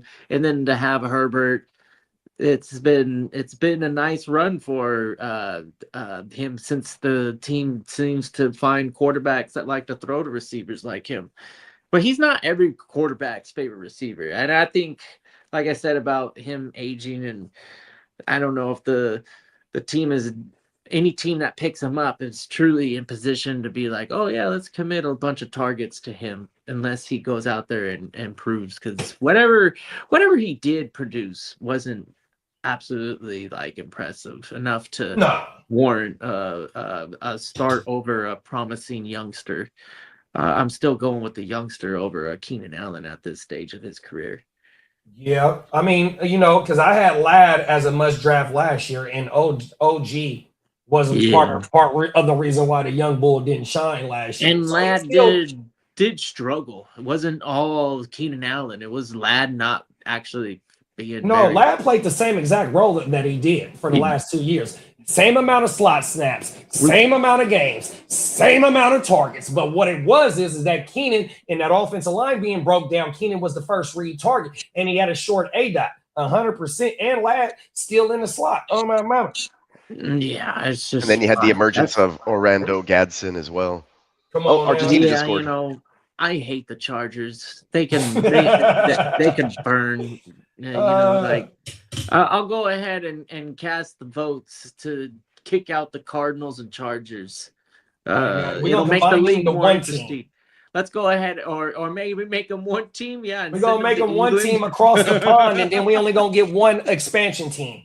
Yeah, I don't know. Fuck that.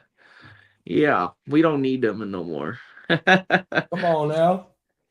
Next up, Vikings could still add another wide receiver despite signing Jawan Jennings. Does that mean that they might let Addison go, because he's on his 5th year, I think, or his 4th? No, is it 5th? Is it 5 years for Addison? USC 2023 was it 3rd year? Yeah, I'm not too sure, but I want to say first round pick.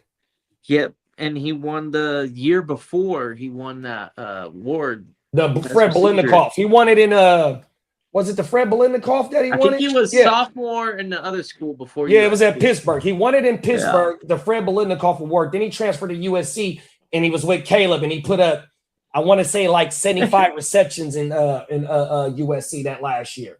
He was with Caleb. Lee, you're funny. The beloved Jets are not in the fucking same category of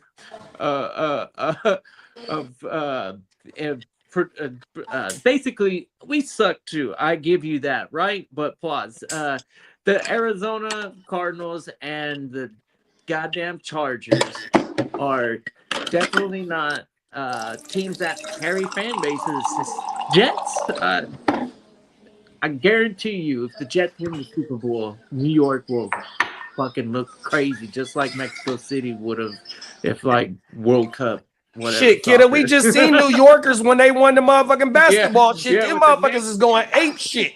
Don't let the Jets or the Giants win the Super Bowl in the same year. Had their opportunities. Trust me, the Jets are boiling. They're gonna create havoc. That city will definitely show out. There's no comparison. LA ain't gonna do shit for the Chargers, and the Cardinals, I mean, let's be honest, that's a bandwagon, and it's too hot to go outside anyways. Granted, it's February. That's the only month of the year in Arizona where you can go out and not die. Right. So if they do win the Super Bowl, maybe that isn't too bad. They're going to have to hold their Super Bowl parade, bro, the following immediately. Oh, yeah, right. Facts. Go world. It's 120 something out there right now. It's like, fuck that. Yeah, there's a heat wave. If I might be off by numbers, but there's a heat wave going on somewhere. I've been out there when it was 115, 117. I mean, it gets 115 where I'm from. It's 101 in Vegas right now, so I don't know what. And it's only 11 o'clock, and not even 11 o'clock, and it's 101. 105. Damn. It's 105 over there at 10:45. Cold world. It's going to be 112 today in Phoenix. And that's why when we're in, this is why, like, when I used to party on the strip, it would be dangerous as much as it would be easy, right? Because we're just indoors and they're just pumping in hella oxygen, so we're just turning up and there's no windows unless you go Argentina. Right. And we're not even trying to go outside, right? Most of the time. They tied it? So like it just days would just fly by. I'm like, oh shit.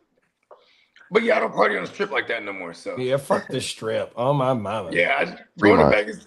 I go to Fremont. If I want to go outside, I'm going to Fremont or I'm going to a club, dog, or a pool party. Other than that, I mean, fuck all that bullshit. Oh my man. There's the replay of Uber, a day party too. Oh wow. Dope. Yeah, we did we did 2 drafts in Vegas. Our first draft was at the top of the Palms. Shout out to Cuzzo Kev. And then our second draft in Vegas was at a pool party. Oh my mama. We had the cabana. We rented the cabana, had the draft board, and we did that in Arizona as well at one of them rooftop pool parties. Oh my mama. There you go. Yeah. If you're in the shade and you got water up there. Matter of fact, you can find the pool party draft on the Heart to Start. I think that was the first draft that I recorded, all off iPhones, 2 iPhones. Oh my mama. It's a shitty production. Facts. Oh my mama, but it's up there. You gotta start somewhere. It's up there. Oh my mama. You feel me? Memories, dog. You feel me? My mama. Next rumor is 49ers could attempt to recover $18.6 million from Aiyuk amid his contract dispute. So if he gets signed anywhere else, and I guess if they win some type of litigation, they get to go over, get to get some of his future earnings. Mm-hmm. Give me the money back. Right. Give me the money back. That's some cold work, right? What did he do? Give me the money and give me those tennis chains too. Right. To Bogard. What did he do in order for them to get money back? Just not fulfilling contractual obligations will probably do it. You know what else I've seen? You know what else I've seen? What's that? I've seen that there's a way that he can force their hand. Word. Yeah, all they got to do is show up to the facility and take a physical. If he shows up to the facility, in which, in his words, I'll never step in that building again.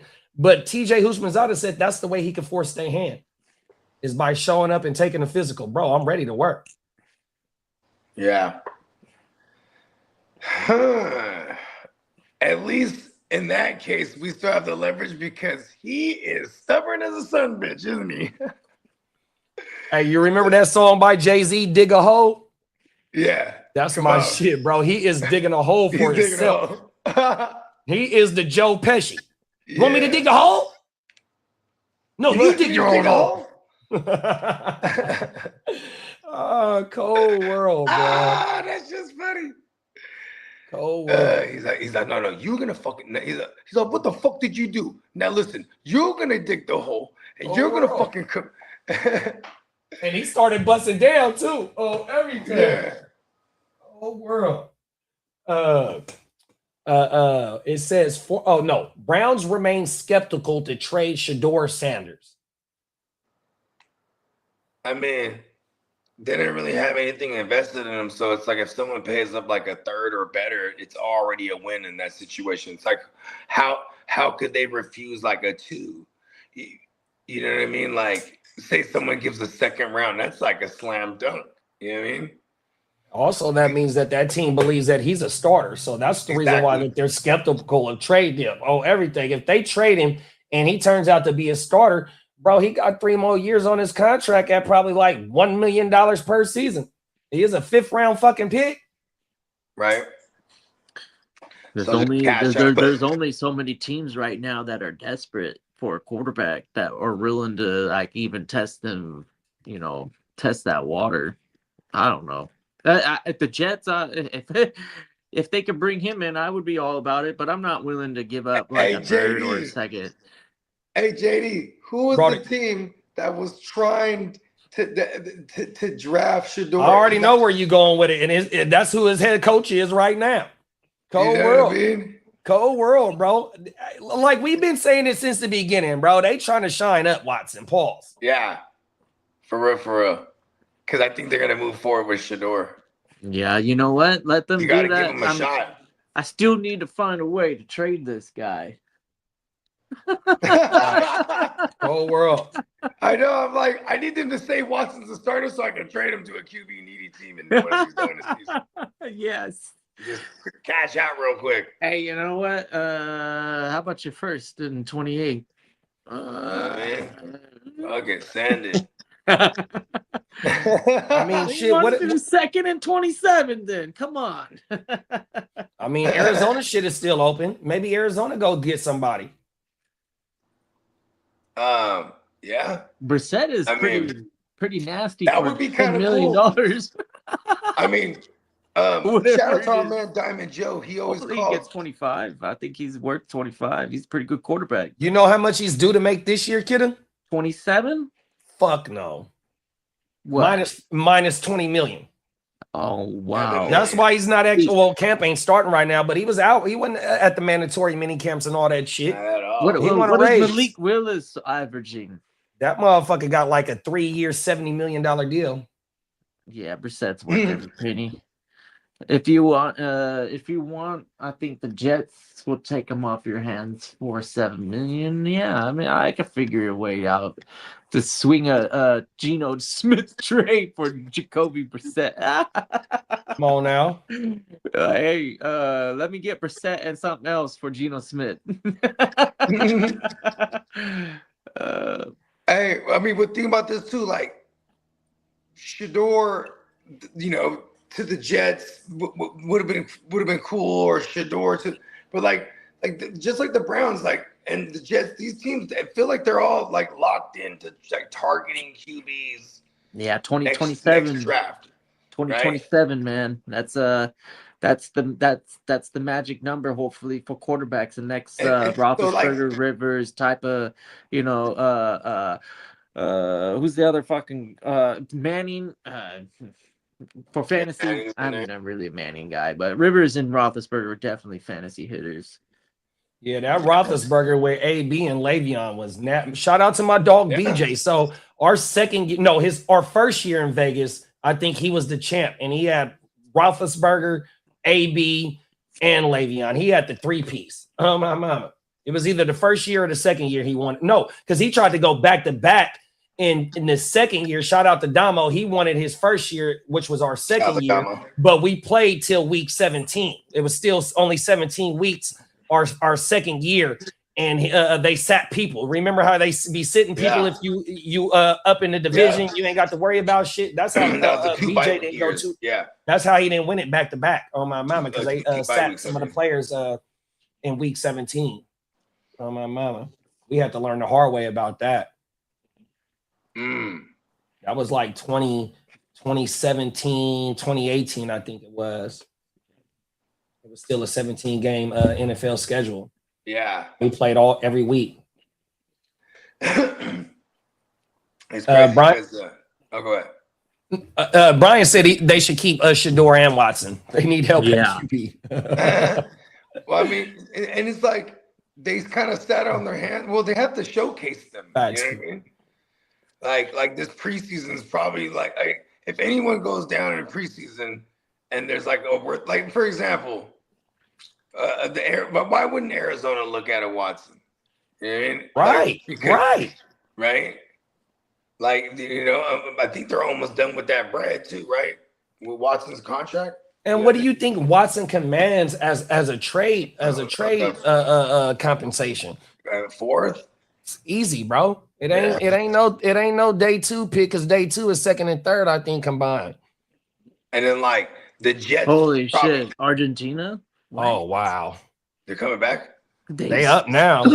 Oh, they up, and I think it's late in the game too. Argentina. Come on now. Lionel Messi, did he do something Or I don't know. I think they showing a replay right now. I know, right? Oh, Peacock said it's extra time. It's a wrap. Bird? Oh, wow. They in the stoppage time. Wow. Okay, there we go. Damn good game. They did that. That's crazy. Lee said the 92nd minute.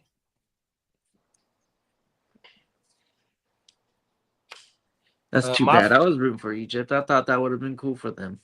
Shout out to Minnesota Dan. He on that 3P shit. Same gang shit. He said, my first year, I forgot about the TFL, bro. I don't even want to talk about my woes in the TFL. Fuck, dog. My first year in the TFL, I had a 4-piece out of Cincinnati. It was Burrow, Chase, and the best gritty in the world. 100%. Shout out to Minnesota Dan. Yeah. Oh, everything. See, that's another thing too. Is like Burden, I'd take him over Higgins. Going back to Burden earlier. Oh, yeah, that's easy, big bro. I agree with you. I agree with you. But I think Tickens had double-digit TDs last year, even though we can't bank on that from year to year. But he did boom last year. Didn't he? I think so. He had like 11, I think. But it's just the shit with Luther Burden, though. It's like, bro, he's going to get force-fed as well.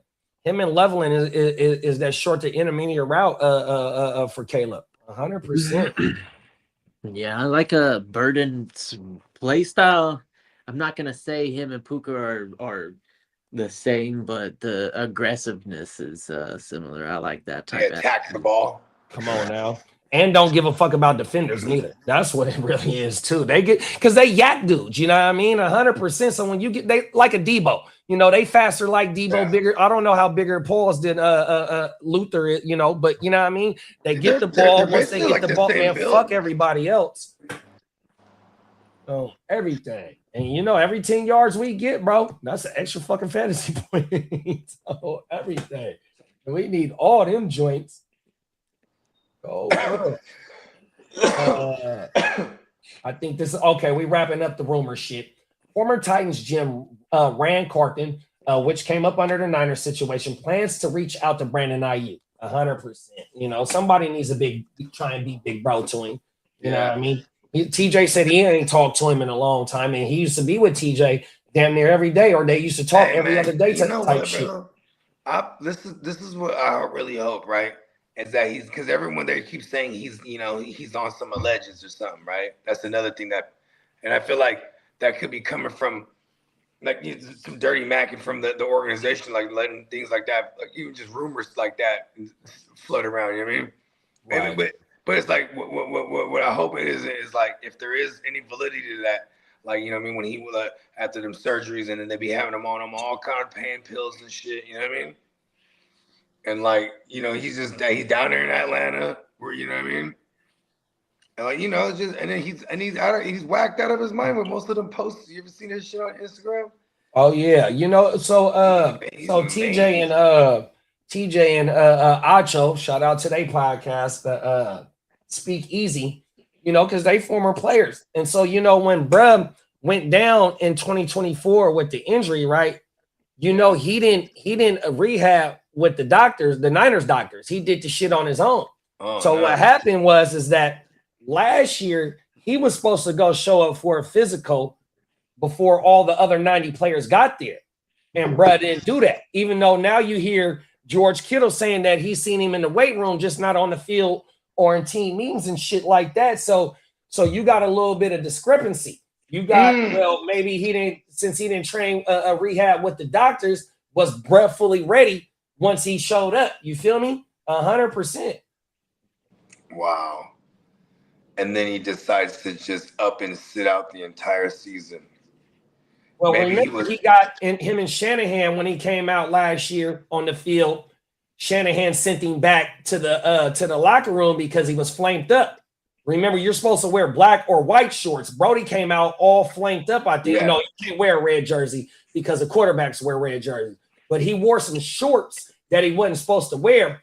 And you can see Shanahan. We pull this shit up right now. You can see Shanahan grilling him. Get your ass back to the locker room and take them off. And that's another thing, like, because remember, and Aiyuk's one of his rants. He's like, bro, you got at me fucked up. You feel me? You talk to me like a kid or some old shit like that. You wouldn't do that out the building or some shit like that, and I can't put hands on you. He said that shit in one of them videos. Oh, my mama. Yo, Aiyuk is a loose cannon. Like, bro, he's the coach. It's like you wouldn't do that to your boss at work. But that's why he said John Lynch went and pulled up to mediate between both of them. You know, because Aiyuk, grown man, no matter how old you is, you getting at a 9 to 5, bro. In order to be at the 9 to 5, you got to be of age, no matter how old you is after you 18. You feel me? So you just can't be getting at a motherfucker fucked up like that without a motherfucker feeling away.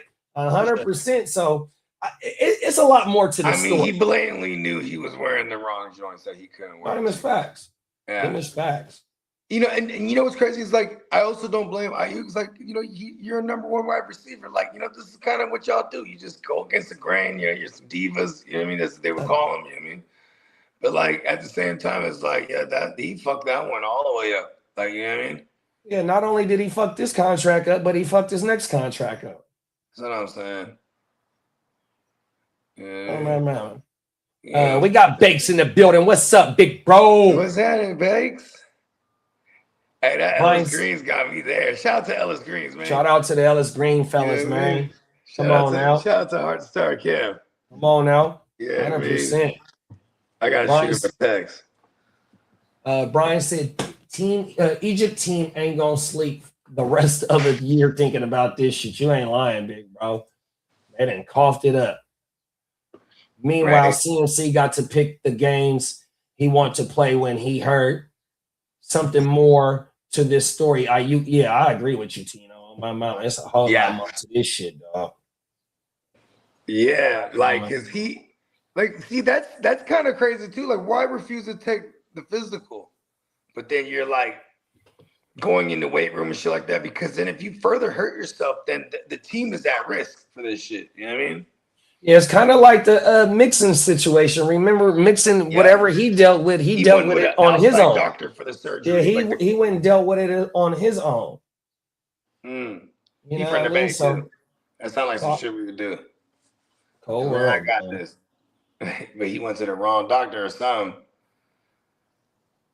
Yeah, and like you said, though, that also goes back to bruh being by himself, out of state. You know, he should be fully healthy from the injury. It just depends on what bruh, what he's doing in his off. Well, he got a whole bunch of off time. He got nothing but time today, cuz. Oh, everything. You know? So what is bruh doing? I mean, think about it. Is he in any kind have you been keeping in game shape? Like, you know what I would have been doing? Posting videos of me in the gym training or doing something while I'm talking shit. Oh yeah? You want to say that to me? He's just doing crunches. He wants to say it to me for he on his TO. He should have did the TO. On his TO shit. And that forced them. They forced their hand with that one. That's when that motherfucker got sent to Dallas. Hey, get me about this motherfucker. I'm still ready to go. Yeah, the helicopters all in this motherfucker. Man, 1,000 reporters out there, and this motherfucker busting down like a penitentiary workout. 100%. Oh. Come on, dog. Do it like the legendary T.O. And then a couple months before that motherfucker was in the Super Bowl playing on one leg. Like, T.O. was a cold motherfucker, dog. It sure was. That motherfucker, he had 100 yards on one leg. On one leg. He had a high ankle sprain, but it was a fibula. He broke his fibula. Oh yeah, there you go. Yeah, I broke something. He fractured something or some shit, brother. Yeah, 2 weeks later, this fool was playing. I'm not playing this Super Bowl. 100%. Oh my mama. Last bit of rumors is Travis Kelce's next media move being speculated. His wedding guest list. Oh, so he must have had the cast at the start. I mean, his wife is the most famous motherfucker in the world, though. Yeah, dog, like Jay-Z is gonna fuck around and be at their wedding. Like they have that type of you know what I mean? I mean, he's with Taylor Swift, bro. Him and his brother's podcast is booming. And Taylor Swift.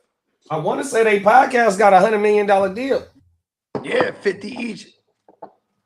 I remember seeing that when that was before they got on too, right? Oh no, they had their shit going and they got on quick though. And his brother's on ESPN as well on the during the season. You know what I mean? Doing the games Monday night, I think. So they got some weight on him for sure. Do you think he want to call games, or do you think he want to be like in the studio type shit?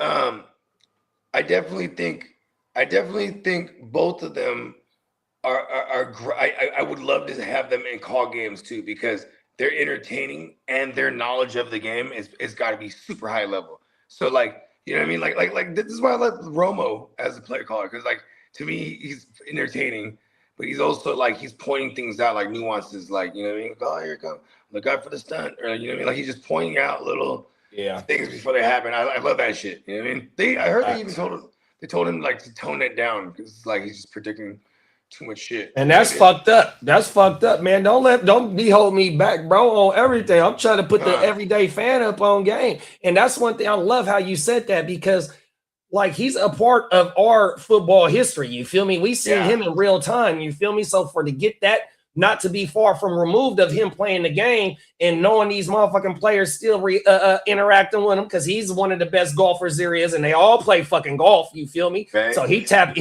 in with them motherfuckers. You feel me? 100%. Remember the first year? Romo. Remember the first year when Gruden went back to coaching in the NFL? They had Booger and Jason Witten and somebody else. Oh, Witten was terrible. Yeah, and Witten was Booger is terrible too.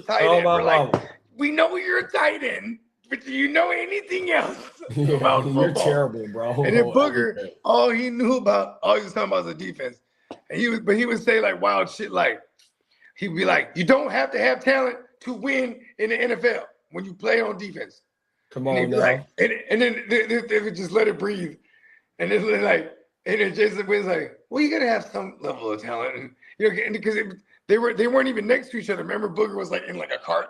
Remember? Oh yeah. He was like in the cart, so they on were the talking field or like somewhere. 10 seconds. They would have to let it breathe before the other guy could hear the shit. And then like, so it's like a terrible dynamic. But he's like, oh, you gotta have some kind of talent. He's like, no, you don't. You just gotta have good coaching. And like, I was like, oh, okay. He was trying to land something, but it's like he couldn't land his like whatever he was trying to land, because it's like, oh world. There's no fucking you're gonna have chemistry with motherfuckers, like you got like a 10-second lag or a 5 That's why, and that's why they took him off the field and put his ass at Bristol, Connecticut, or wherever the fuck they filmed from. He only spent get your ass back to Bristol. We can't have you out here. Everything. Bristol, is that in Texas? I think Connecticut or somewhere. Okay, Lee, where that shit at, Lee? Oh my mama. I want to say they somewhere in Connecticut. Oh, everything. Tino said Kelsey got that Illuminati connections now. You ain't never lying. They're about to win a Super Bowl again, because he's like, I just want one more. They better not do it this year. Fuck that. Okay, for your birthday, I got you something special. What? You didn't have to, babe. Okay, just don't tell anyone. You're gonna win the Super Bowl. What? Whole world. Too much power. Who's performing? Did they say that yet? Now that I don't know. Okay. Man, Jay-Z needs to drop an album and then just piss everyone off and make himself the halftime show. Come on now. Hove. It's over, baby. That motherfucking Drewski. Did you go watch the BET Awards? Yeah, I watched the gang of it. I sure did. That motherfucking Drewski is bird. Did you see him and Ice Cube? And Ice Cube, he was pretending to be Jay-Z. What do you think of that? I think Ice Cube wasn't scripted when he was like, they're gonna cancel your ass. No, 100%. He didn't give a fuck. Drewski, bro, he did allegedly Erica Kirk, and that went viral.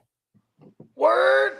Bro, he looked at like the Keenan the Keenan, what's their name? And White Girl. He looked at like them. Yeah. He looked at just like them, bro. Oh my God, I missed that. Good, thank God. Whole world.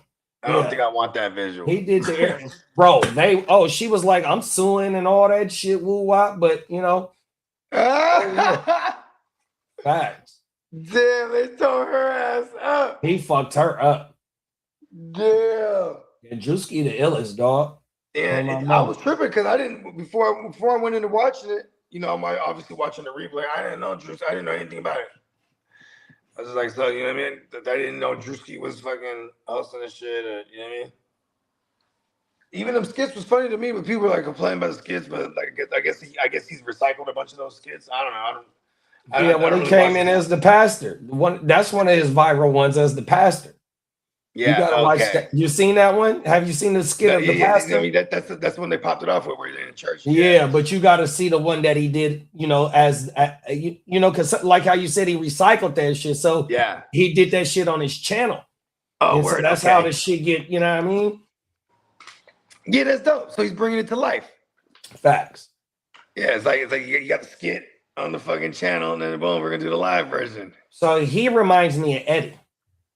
I'm not saying that his comedy is just top tier like Eddie, but you got to remember, in all of Eddie movies, what he do? Multiple roles. Here it is there. Play the whole cast like Eddie. That motherfucker got the Joe Jackson. Hey, he's Joe Jackson right now.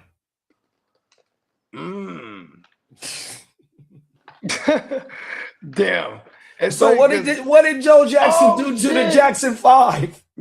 Yeah, and you know what's crazy? Janet Jackson was hot. Hey, that motherfucking Drewski is burnt. She was hot about that shit, dog. Did you see the Janet Jackson? She like posted a whole like statement too about him doing her dad. Yeah, like look, you can go. I guarantee it's on YouTube. It's a YouTube short. Just put Janet Jackson reacts to BET Awards. Or Janet Jackson she presented what's baby girl name? Yeah. So she's declaring that she'll never go to another BET Awards in this clip. So I mean, if it's a short, there's hella out there. It's all shorts, but it's like it's Janet Jackson states she will never attend BET Awards ever again. Cold world. And is she going in on fucking Drewski? He definitely did to dad. She was like this disrespect to my brother and this that. She was not having it. Cold world. I didn't know that. Yeah, I just saw that this morning. Actually, I should have put that in the thread. She was hot. She was mad as a motherfucker. And now that you think about it, I understand where she's coming from. Yeah, she was mad as a mother. And I ain't got that far to see that part yet. So you know what I mean? I was like, oh shit. Because I watched a good amount of it. I was jumping. Actually, I did get pretty deep into it. I was jumping forward. I wanted to see French and them. French and them came out dip through the Mink song. Come on now. Come on. Yeah, I didn't see that part. I'm like, come on. Let's get into the next part of the news, man. Yeah. Going to let me see. Damn it, I forgot already. All right, here we go. Free agency.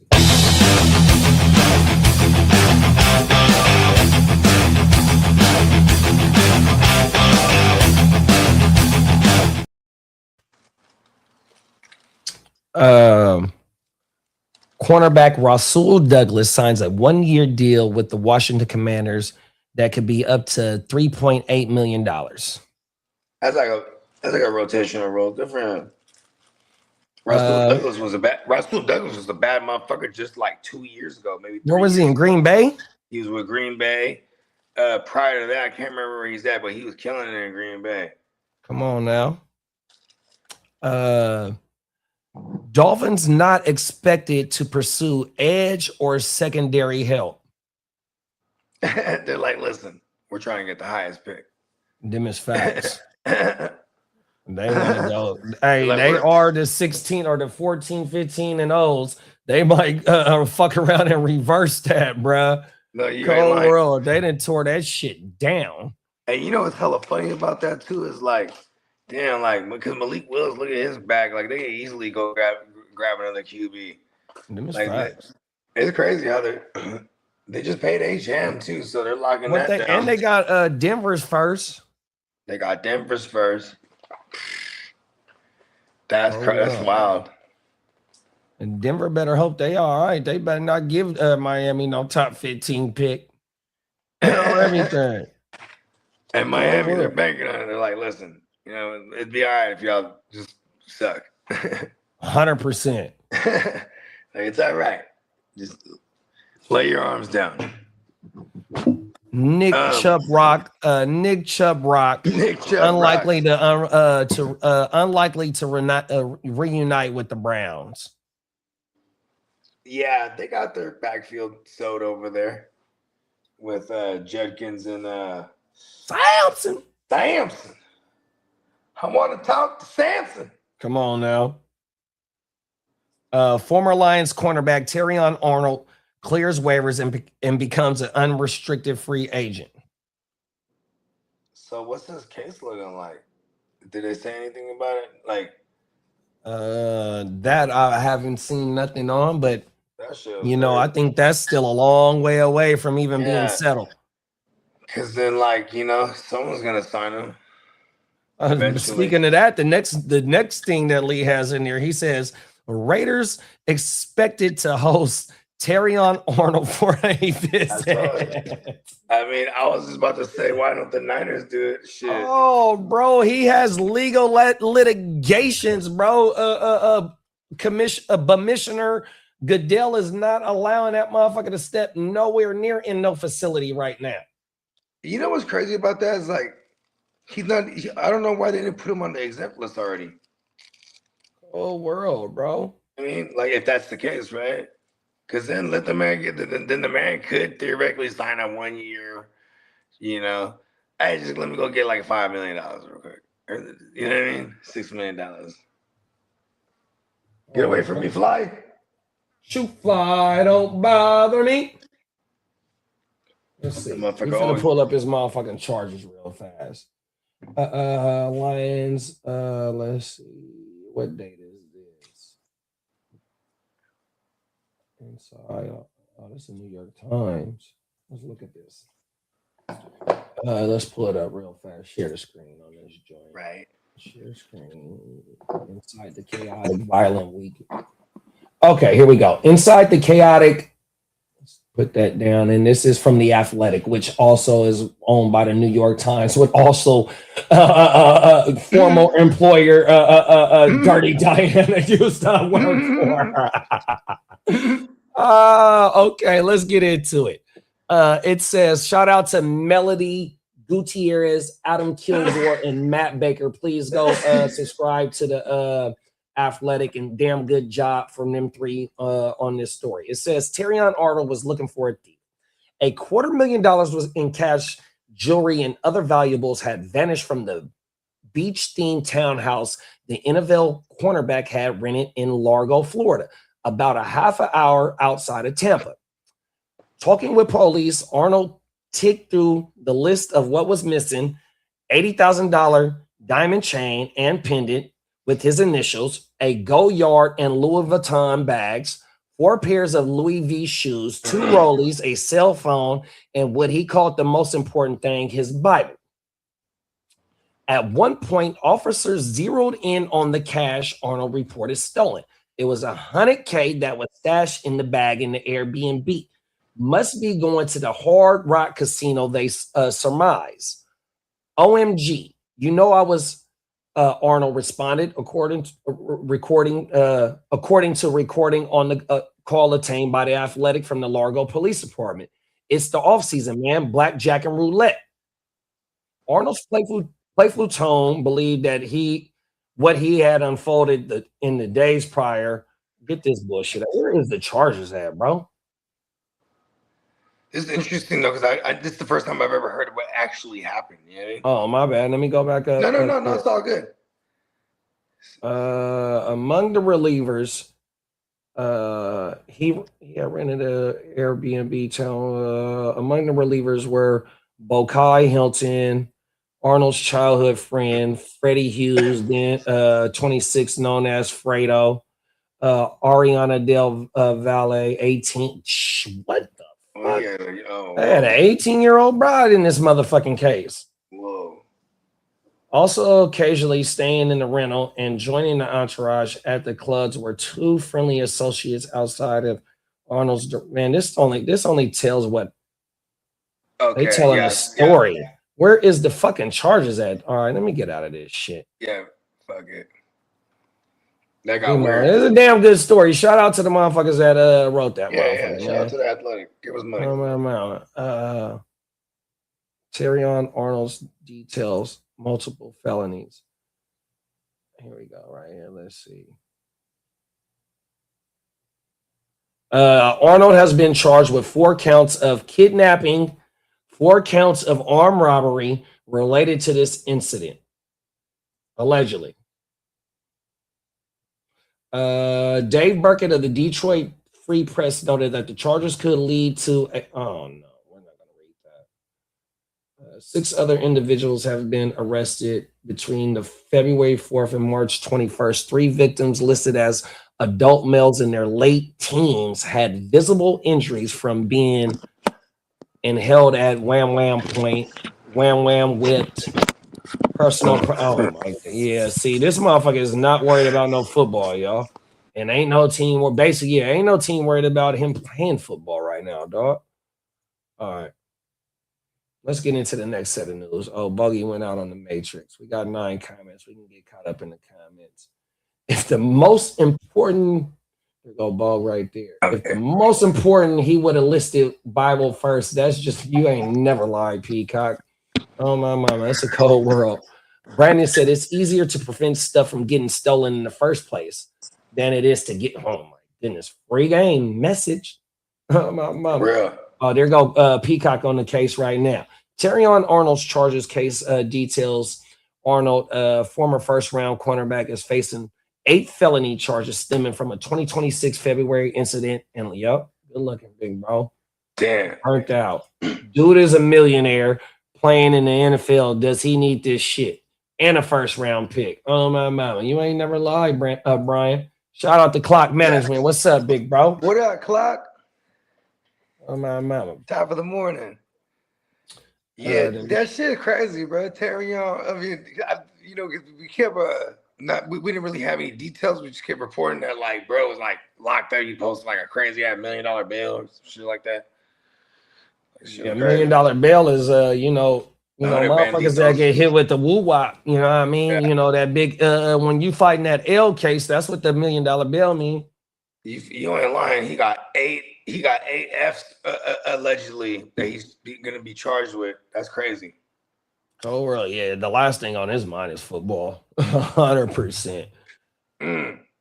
Let's get into the next part of the news, y'all. It's league business. We talking big business right now, man. All our fantasy leagues is big business, man. We be right back. 2 seconds.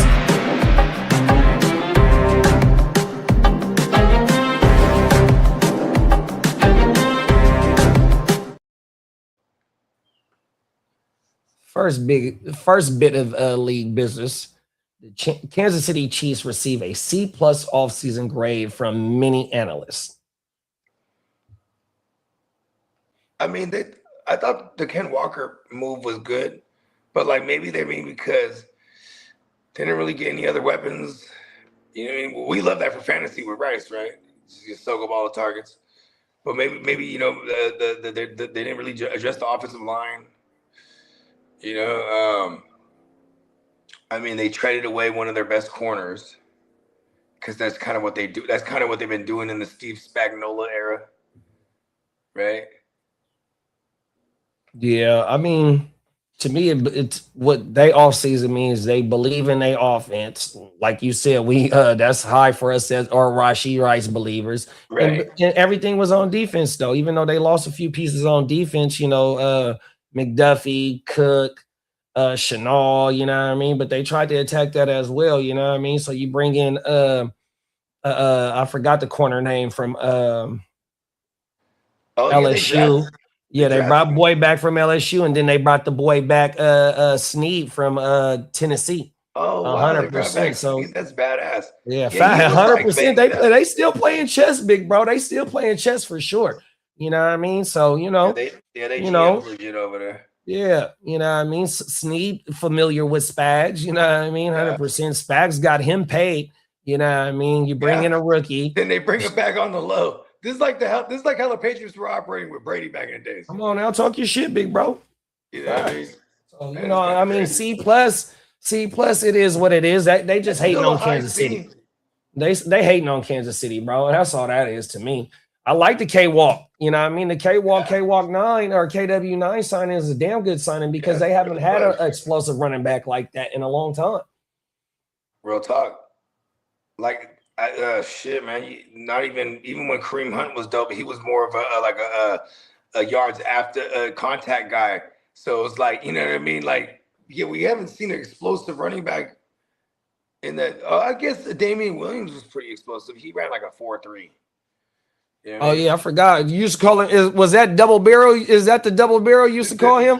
No, that was Darrell Williams. Oh, okay. But he was dope too because he was super utility. You know what I mean? He's not explosive, but like, bro, he just gets the yards. Yeah, he's the one that killed us the first Super Bowl.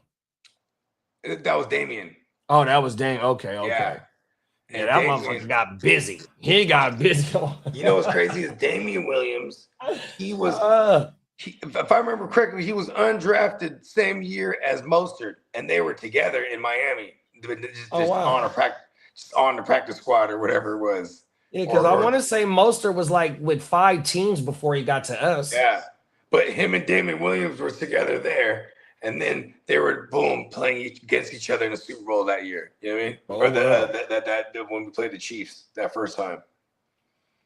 And Damian Williams, I still say he stepped out, dog. Talk that shit, bro. I think it was like a second. That don't even matter, bro. If Brody hits E. Sanders, it's game over. Flip. Yeah. That's all you gotta do, bro. And he completely, bro. You don't even got no motherfucking arm, and how you overshoot him? Colonel Sanders was wide open. Bro, you don't even got no arm. How do you overshoot him? That Green Bay game, you only threw 7 times. He put it all his things like, this is for all of it. Hey, what is he? His last name is Garoppolo, so you think he's Greek? I mean, yeah, he's like his mother Greece. This is for you. I'm gonna put all this into this. Oh, everything. Real talk. Oh, my mama. That motherfucker thought he was some kind of Maximus in this motherfucker. 100%. He tried to state his fame to be a Greek god on that play. Pause. Cold world. Oh, that shit hurts, bro. Oh, everything. Fuck it, hey. Brandon said best best pieces are aging out though. We will be hard to expect much. It will be hard to expect much out of Kelsey and Chris Jones. Nah, Chris Jones is still dominant, big bro. 100%. Yeah, he's still doing his thing. And it's really his cast members, bro. Like, who's the other dude? Man, what's the Greek freak, Colossus? They paid him. They drafted. They drafted a D lineman. He got the bag. Now he sucks or something. Like, what happened there? I want to say they took his name as R.J. Thomas or R. Mason Thomas. He's an edge. Yeah, they took him in like round 2 or round 3. They went defense for their shit. Okay, word. Yeah, they let. This is for sport facts. Peacock said Emmanuel Sanders had the best fantasy year after a leg injury I've ever seen. Only time I regret avoiding that injury dip. Cold world. I remember this. Yeah, E. Sanders with DT, rest in peace, boy, was cold. Mm-hmm. And what was the tight end's name over there? Pause. Julius Thomas, boy. Yeah. Cold world. And they had Eric. Didn't they have Eric Decker too on that squad? So the year before they brought in Manny Sanders, they had Decker. Oh, okay. Then they brought in Manny. I want to say, and they had Wes Welker. It was like Decker. Oh, Welker, I do remember Wes over there. Yeah. And Julius Thomas. It was like, hey, it's all funny. Manning's the shit. And then it was, Welker was gone. And then it was, and they brought in Colonel Manny Sanders. And it was like, and then it was just Sanders, DT, and then Julius Thomas.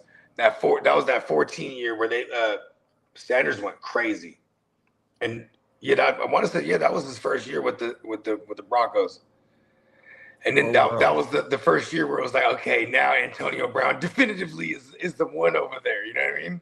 and world. He reigns supreme as because my guy in Pittsburgh at first was Martavius Bryant. That was my guy at first, 100. Because he was Pittsburgh wide receivers. They homegrown, they receivers, you know what I mean? That's why that DK shit didn't make no sense, you know what I mean? But that's another show. But yeah, man, speaking of E. Sanders, Martavius Bryant was my guy for sure. Yeah, and he was definitely partaked. You know what I mean? 100% for sure. Remember LeGarrette Blount and Le'Veon got bro, that shit was out here.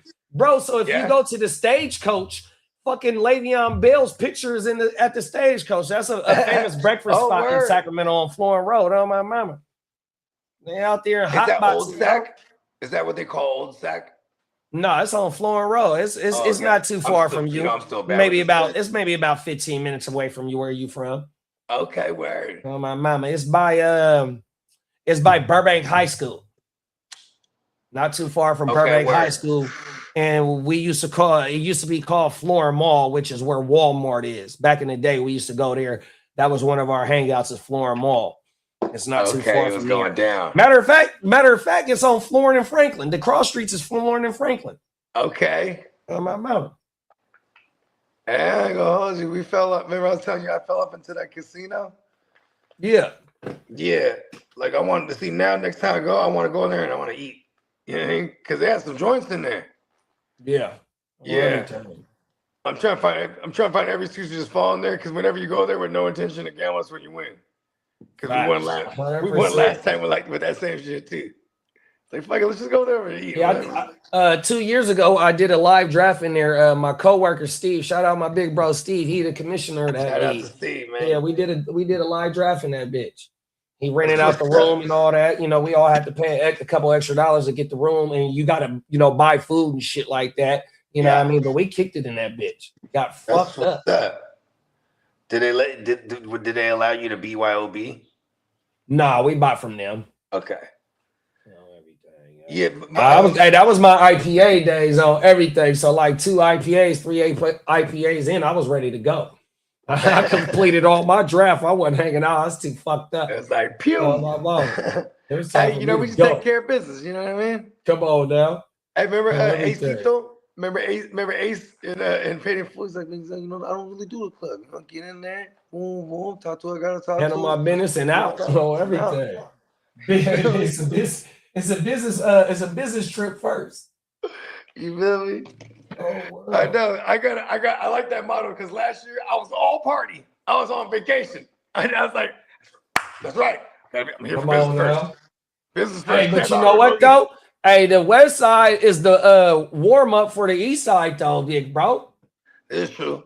I get to the east. By the time I get to the east side, this year I was like, okay, we got a whole mansion. It's kind of dope. You know what I mean? Have you thought about draft day for the TFL? What else is our other redraft league? Is that the only other redraft league? Is a TFL? Yeah, is that what the one I'm in? I also want to move to TFL to sleeper, and then the ones that don't want to rock with it on sleeper, that's fine because I can replace them easily. Most of them are probably just gonna move over to sleeper anyway. So I got a question. You said, or I'm asking, the TFL will no longer be on Yahoo? Yeah, that's what I was thinking about doing. Oh, wow. And I even toyed with the idea of like just not doing the TFL because of the amount of other redrafts we're gonna do. You know what I mean? Oh. Well, because also it's been like 3 to 4 spots every year. I have to like bring back recyclable. The turnover. Yeah, it start. You know how they start to deteriorate. You're like, because like look at this. Like there's like look at who's in it. It's like there's the automatics like me, you, Kitteh, Kitteh, Dennis. You know what I mean? I just say Steamboat. Oh, Candlestick. You know what I mean? Like there's these automatics, but then then my nephew. You know what I mean? Yeah, and then the it used to be like Iffy and his brothers. My arch nemesis. Yeah. What's my arch nemesis name? Obi-Wan. Obi-Wan, that's my arch nemesis forever.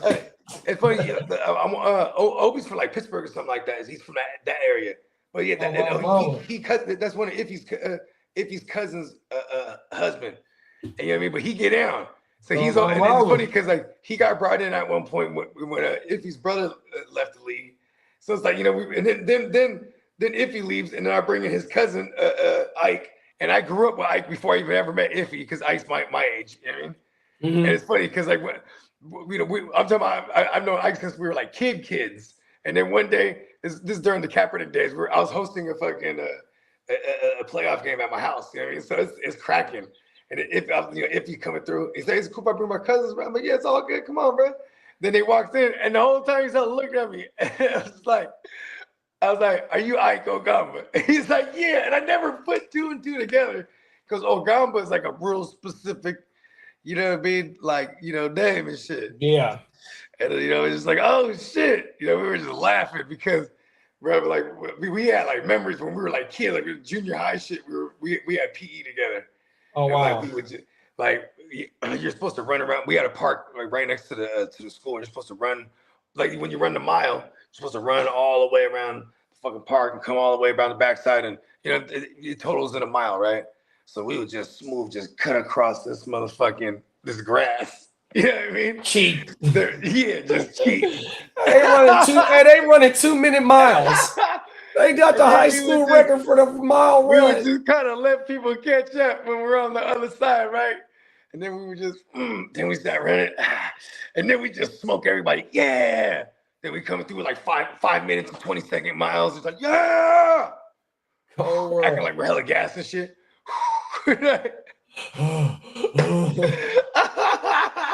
He's the fastest kid alive. I can't catch him. I need a cigarette. He's the fastest kid alive. It's a cold world out here, bro. Yo, and then what is it called? And then Ike. So we brought in Ike last year because if he's like, oh, I'm out, but Ike will get in. I'm like, okay, for show. Fuck yeah. And then he wins it the first year out. I'm like, fucking guy. Oh, wow. I'm like Ike and OBC, but you know when you win it, then you in it. You know what I mean? You're like, all right. So it's like I could easily move it to sleeper, but I do have to find like 2 or 3 more people because you know it's a $200 league, and I don't want to budge on that. You know what I mean? So it's like, listen, like who's in? You know what I mean, right? But we'll figure that one out because that one was always consistent with the ones that didn't want to do sleeper. Like, cause I want to move. You know what? Too though, it's an all offensive league. I bet you. Once that shit get announced, it's going to sleeper. That bitch gonna fill up 100%. You know, yeah, because there's savages like Bakes and you know, like I mean, there's the who's who, and that one, no matter what, that one always drafts like, you know, the day before or the 2 days before. You know what I mean? So in this case, I remember last year's draft. Because I was having trouble just like you drafting last year. I was so fucked up in both the drafts. Like it just fucked me off. I think I was doing 2 drafts, or I did a draft right before that, and I was still picking right when that shit started. I think you might have even been doing 3 drafts because we were all doing the Papa Goo and the TFL. That's what it was, Papa Goo. And then you had like a 3rd draft that you were like at the back end of it. I forgot about that. That's exactly what it was. No, I remember this too because because you know we're like, fuck that, we'll move the draft. Right, so we moved the draft, and then with Spencer, because I missed my flight last year. That was another thing, and you moved it like a day or 2 for me. Oh my mother! Yeah, exactly. And then that day wasn't convenient for Spencer for the Guru. That day was convenient for the Guru League, the Papa Guru League. So like that, we did that draft at the same time, and I was just like, can we move it back? You know what I mean? Come on, man. But here's the thing: it wasn't that. It was the issue. It was my connection too. It was just like yeah, I was doing that shit was geeking, dog. Yeah, it was geeking. And then it was just flying the picks, just do. See, that's why Yahoo is like weak though, bro. Only thing they updated, bro, is the when you're drafting, it looks like sleeper. That's the only thing that I've noticed.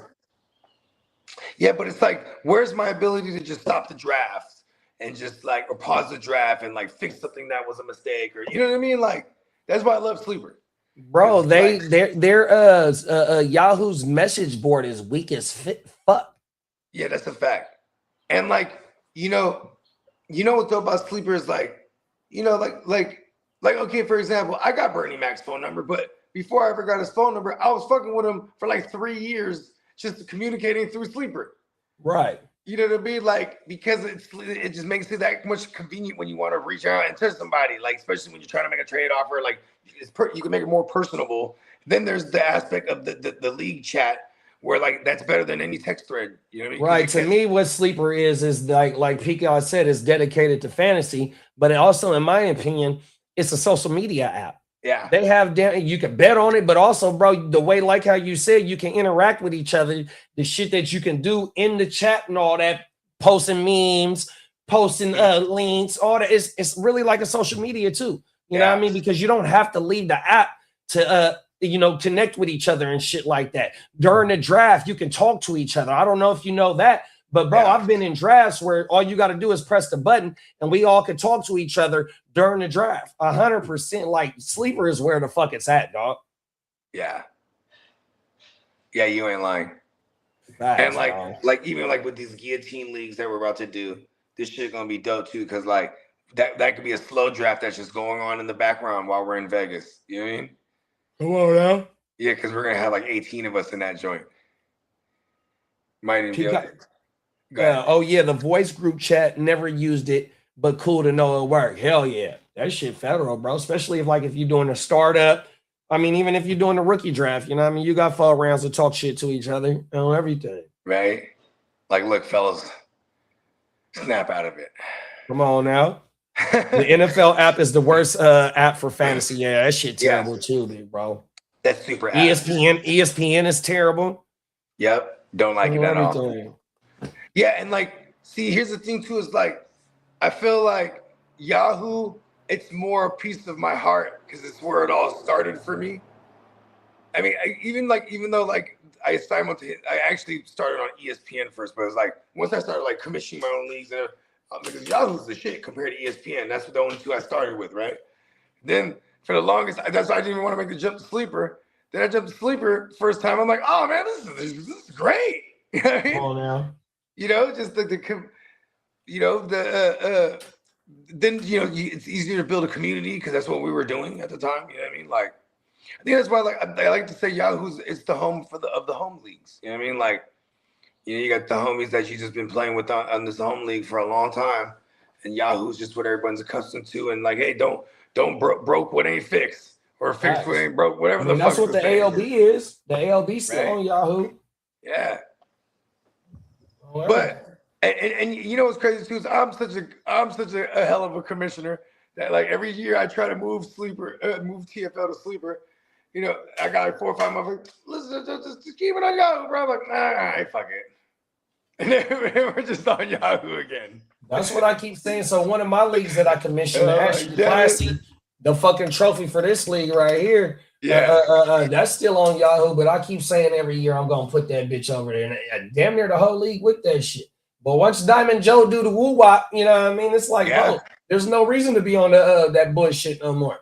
Yeah, we could be on any platform, or in this case, Sleeper, because I like being universal too. I'm like a brand loyalist at one point or another, right? Like I'm kind of weird like that. Like all my TVs is Samsung. You know what I mean? There's probably better TVs out there, but I don't know. That's just all I know. You know what I mean? Oh, no. I'm just weird like that. And once I fell in love with Sleeper, I was like, man, Sleeper's is the shit. It's goated. You know what I mean? That shit is goated, bro. You know what I mean? I remember back in the days when I first jumped on Sleeper, you used to be able to like fuck with the other person's avatar. Remember that shit? Like you used to be able to have your avatar, like when you're in the match with someone, you'd have like. Oh yeah. You can it'd be a fighting thing, or it'd be like a emoji or shit like that. Yeah. Oh my mama. And then if you got a hot streak, it'd do some shit like that. If you're on a winning streak, shit like that. Yeah. Then they got the little belt. They got the little belt joints. You know what I mean? Come on now. Yeah, that shit's pretty tight. But the week, who had the best week, who had the shittiest week. Yeah, sleep on that shit, bro. Right. And then it's pretty much fully customizable to the point that I have zero complaints otherwise when we're doing a 32-man league. where I'm like, damn it, like, can you make it the playoffs the way I want to make it, where we don't have to manually set it, even though it's not an issue. But you know what I mean? It just be tight, like if they, you know what I mean? Because the way we do our 32-man league is like the NFL. You know what I mean? 14 teams getting in, 2 teams are on a bye. It's going fucking down. You know what I mean? And then we just have to plug everyone in and pause. Them is facts. But hey, the 32-man league is definitely fire as shit though, bro. That's one of the motherfucking drafts I can't wait for because I had a horrible draft last year, dog. Oh, you ain't lying, me too. I mean, I had a decent draft. Everyone got hurt. Yeah, what he is going to do though is probably, I'm probably going to start putting that together this weekend. I think fucking Travis Hunter was my first pick. Oh, I picked right after you. What number did you have? 21, 20, some shit like that? And I was like 24, 25, or some shit like that. I took St. Brown because someone had just. Who did I take St. Brown? I think I took St. Brown. I had T Hunter. Aaron Rodgers was my quarterback. I believed in the motherfucking what we was calling him last year. The story. I believed in the story last year. Hey, look at we got it. He ran into the greatest defense assembled that we've seen in modern history. Otherwise, the story might have continued. You know what I mean? Whole world. And the story continues again, though. Hey, Marco said the 32-team league is it redraft or dynasty? It's a redraft. We might got a body right there. Yeah. Shout out to Marco from Z. Hey, Marco, you're in there for sure. Here we go. For sure. I'll even send you the link to it. But this is what we're gonna do because this weekend I'm gonna put the memo out in the joint because I know we're gonna have like maybe 75 to 80% return. But we do have spots to fill, so Marco's in there. Bong. Hey, when did we start that draft? At the beginning of August, or was it in July we started? It was in July last year. I think we might have already. It was like after 4th of July, we had fired it up. Here's the thing too. I also don't mind waiting until like training camp. It's like, you know what I mean, or because it's 2-hour picks, so it does go fairly fast for all things considered for a slow draft that's 32 teams. You know what I mean? Once you get the 32 confirmed and everybody's in the chat, we can start getting a feel of, what motherfuckers. Yeah, that's what we did last year. We could just fire it up as soon as I get the 32 assembled. Like, most people are gonna get hyped, and they're gonna want that anyway. And I'm down. Peacock said, thanks for ruining my team in the 32 league, JD5. See, cold world out there in that 32-man league is cold. 100%. Right. It's a world war. It's a World War 32. Oh my mind. Let me see what the news said. There was Titans praised for aggressive all season under Robert Saleh. Robert Saleh's getting in everybody's face, huh? Even the GM. He's like, listen, we got to get aggressive. We ain't too far from contending in the division. Everybody's face, huh? Go world. Rams expected to wait on extensions for a 2023 draft class. Is Saleh Islamic? No, that I don't know. No, right? Sound like it. Right? Please forgive me. It sound like it. I can see him making everybody eat halal. This is just a cleaner way to eat. Come on now. He's like, not to worry about nothing. Knowledge of self. Let me see. I'm not writing that. Here we go, right here. Let's see. PSA.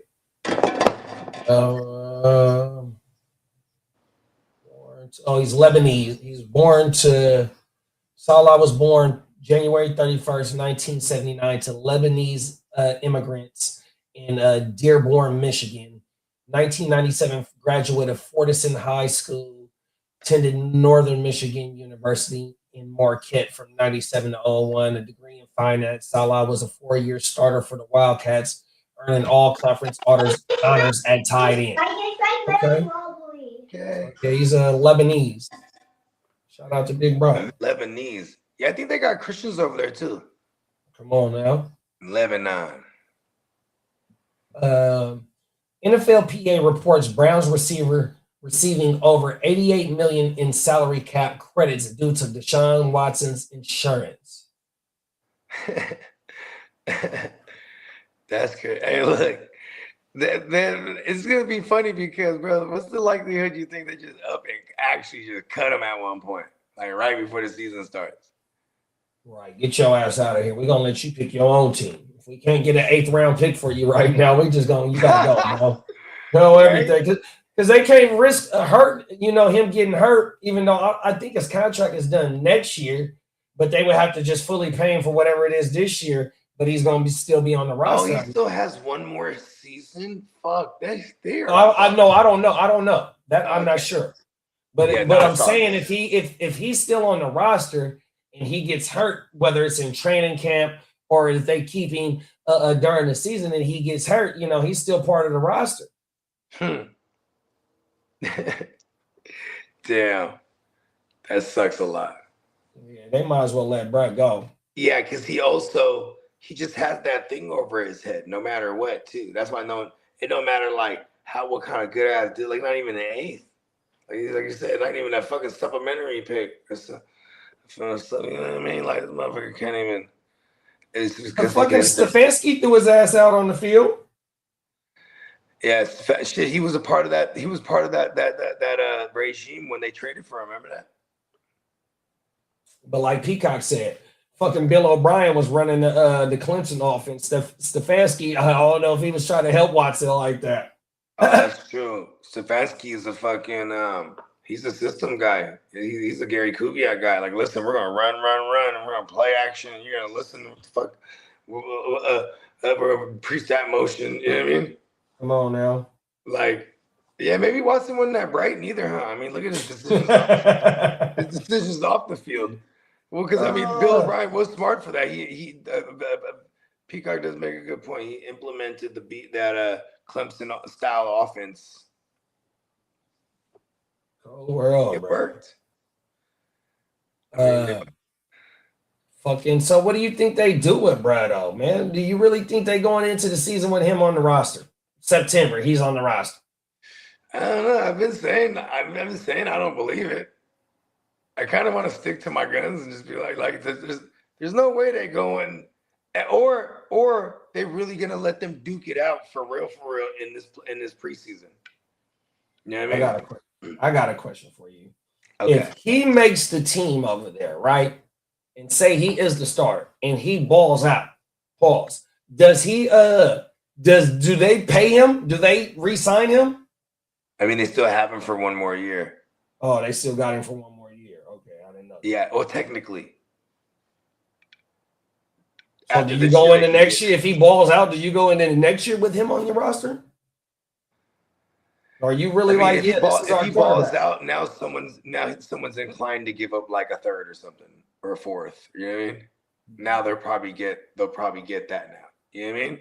Come on now. And like maybe it's a team like Minnesota or Arizona or someone that like maybe overachieves this year, they're out of the range to get some of them higher end QBs next year, right? So maybe they look at a Watson because now you could trade him away on the last leg of his. Because I know the Browns, they can get out after this year and then they pay whatever looks like little to the cap, but they keep him around, then he's owed like a decent amount. So it could be in their favor. Trade him. You know what I mean? Then, like I said, they got to showcase these guys. Like it starts in the preseason. I think they got to make it a legit battle for the number one starting gig between him and Sanders. Right. And like in the offseason, you've heard about Judy and Watson down in Miami, throwing the ball and shit, and and working on chemistry. So that's cool.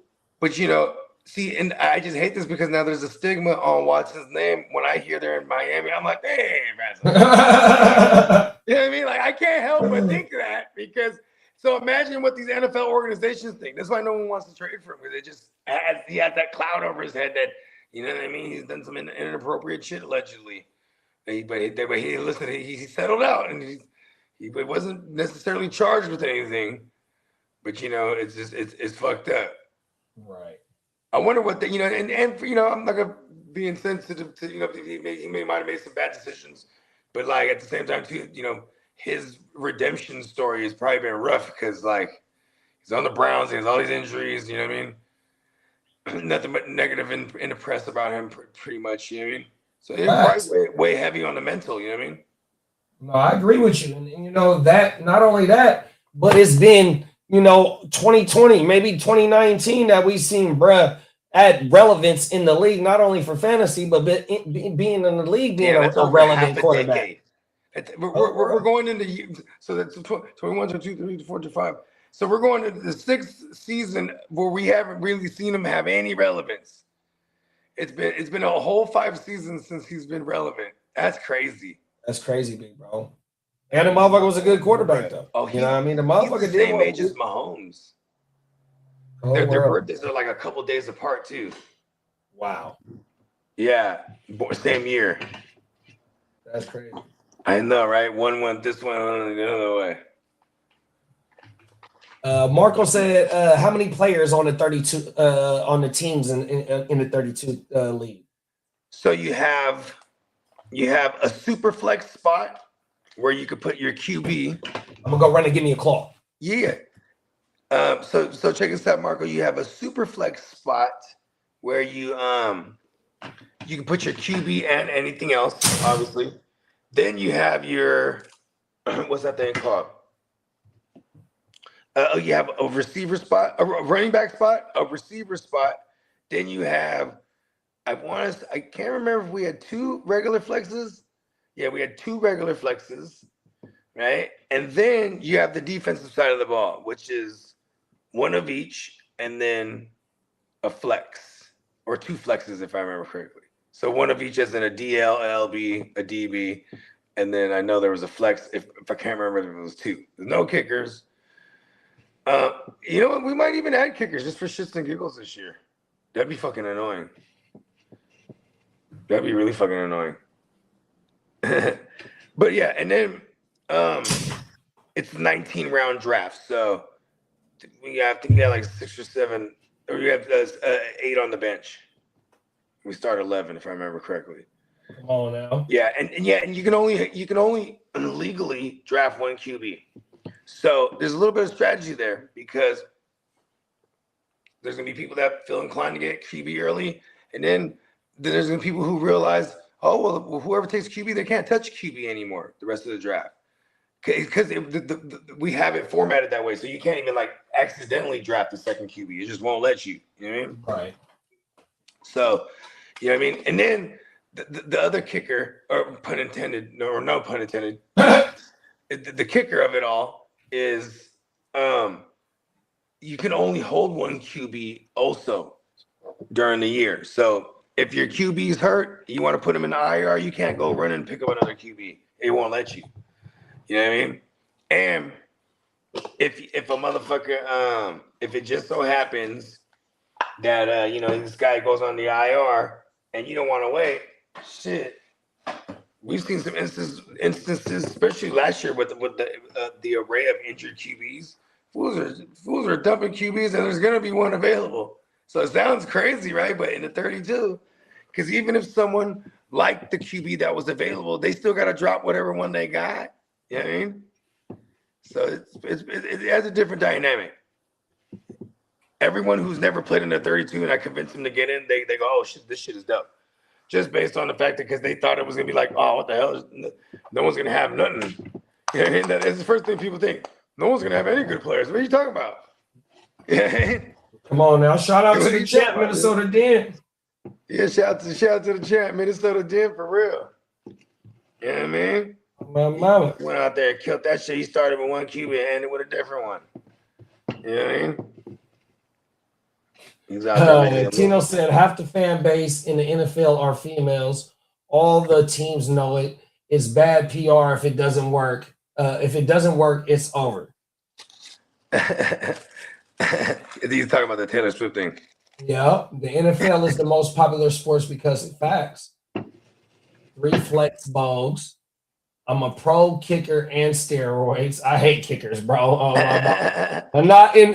Just in fantasy. Just in fantasy. Yeah. Me too. Then said 1 wide receiver, 1 RB, 3 flex, 1 super flex, 1 DL, 1 LB, 1 DB, and 2 IDP flex. Yeah. See, there it is. Nailed it. Maybe you should add punter and long. You ain't no good, Marco. Oh my mama. But you know what we do get points for is kick returns, punt returns. Come on, I had the boy Isaiah Williams on my 32-man league. Oh my mama. That's how bad I was doing in that league. Hey, he has to blow up games though. Oh wow. You know what I mean? Hey, that's what it is. Remember, that's the only way they was scoring TDs was special teams. Justin Fields wasn't doing shit. Right. Oh, wow. Oh my mama. The special teams had more TDs than Justin Fields. Yeah, that league was fun though, because it like that's that shit. Yeah, I'm trying to think. Yeah, I like next week if we can get it to going next, because you know what it is too, is just collecting the bread and all the shit. Like, you know what I mean? You know how I rock. I get to it. So I was like, you know what? I've been hella busy. Now I'm like, all right, now things is hella opening up right now.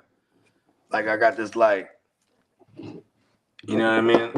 It is opening up though, because I've been able to I've been able to have time to fucking. And we getting new motherfuckers, or not new motherfuckers. We starting to get motherfuckers that's tuned in or been tuned in that's starting to pop back out the woodwork consistently now because it's football season. You feel me? 100%. We got 2 weeks before training camp start. Some of these teams start in the early 20s. Yeah. July 21st, 22nd. Rookies. The Hall of Fame teams. And you got sometimes the rookies report before the vets. Yeah, that's true. That's a couple of days before the vets on everything. Hey, it's going down. You know what I love is like it's the training camp aspect is the best for dynasty too, because it's like fools they go gaga. The blurbs. Yeah, they out there looking nice. Yeah, and you could definitely use to sell high, or if there's negative blurbs, you can definitely use to buy low. You know what I mean? Oh, now. Negative blurbs are funny. We here, bro. We are here. All right. Din said, don't let me get Puka and JSN. I didn't know that was a part of your team. Sheesh. Good shit. Oh, world. Oh, yeah, but didn't you have to get a quarterback off the wire? I think I remember that. Yeah, when he was on the bye week, he was able to acquire Brock Purdy, man. Oh, wow. When he was on the bye week waiting to come into the playoffs, you feel me? Oh, and Brock went crazy. Yeah. Come on. To the promised land. You know what I'm talking about? Go, we're up. Let me see what else is in the news real fast, y'all. Shout out to our man, Ear to the Streets. Yeah, man. Shout out to the ear, man. Wrong one. Damn it. We got to go to the alleys. It's time to go to the alleys. Where is the injury?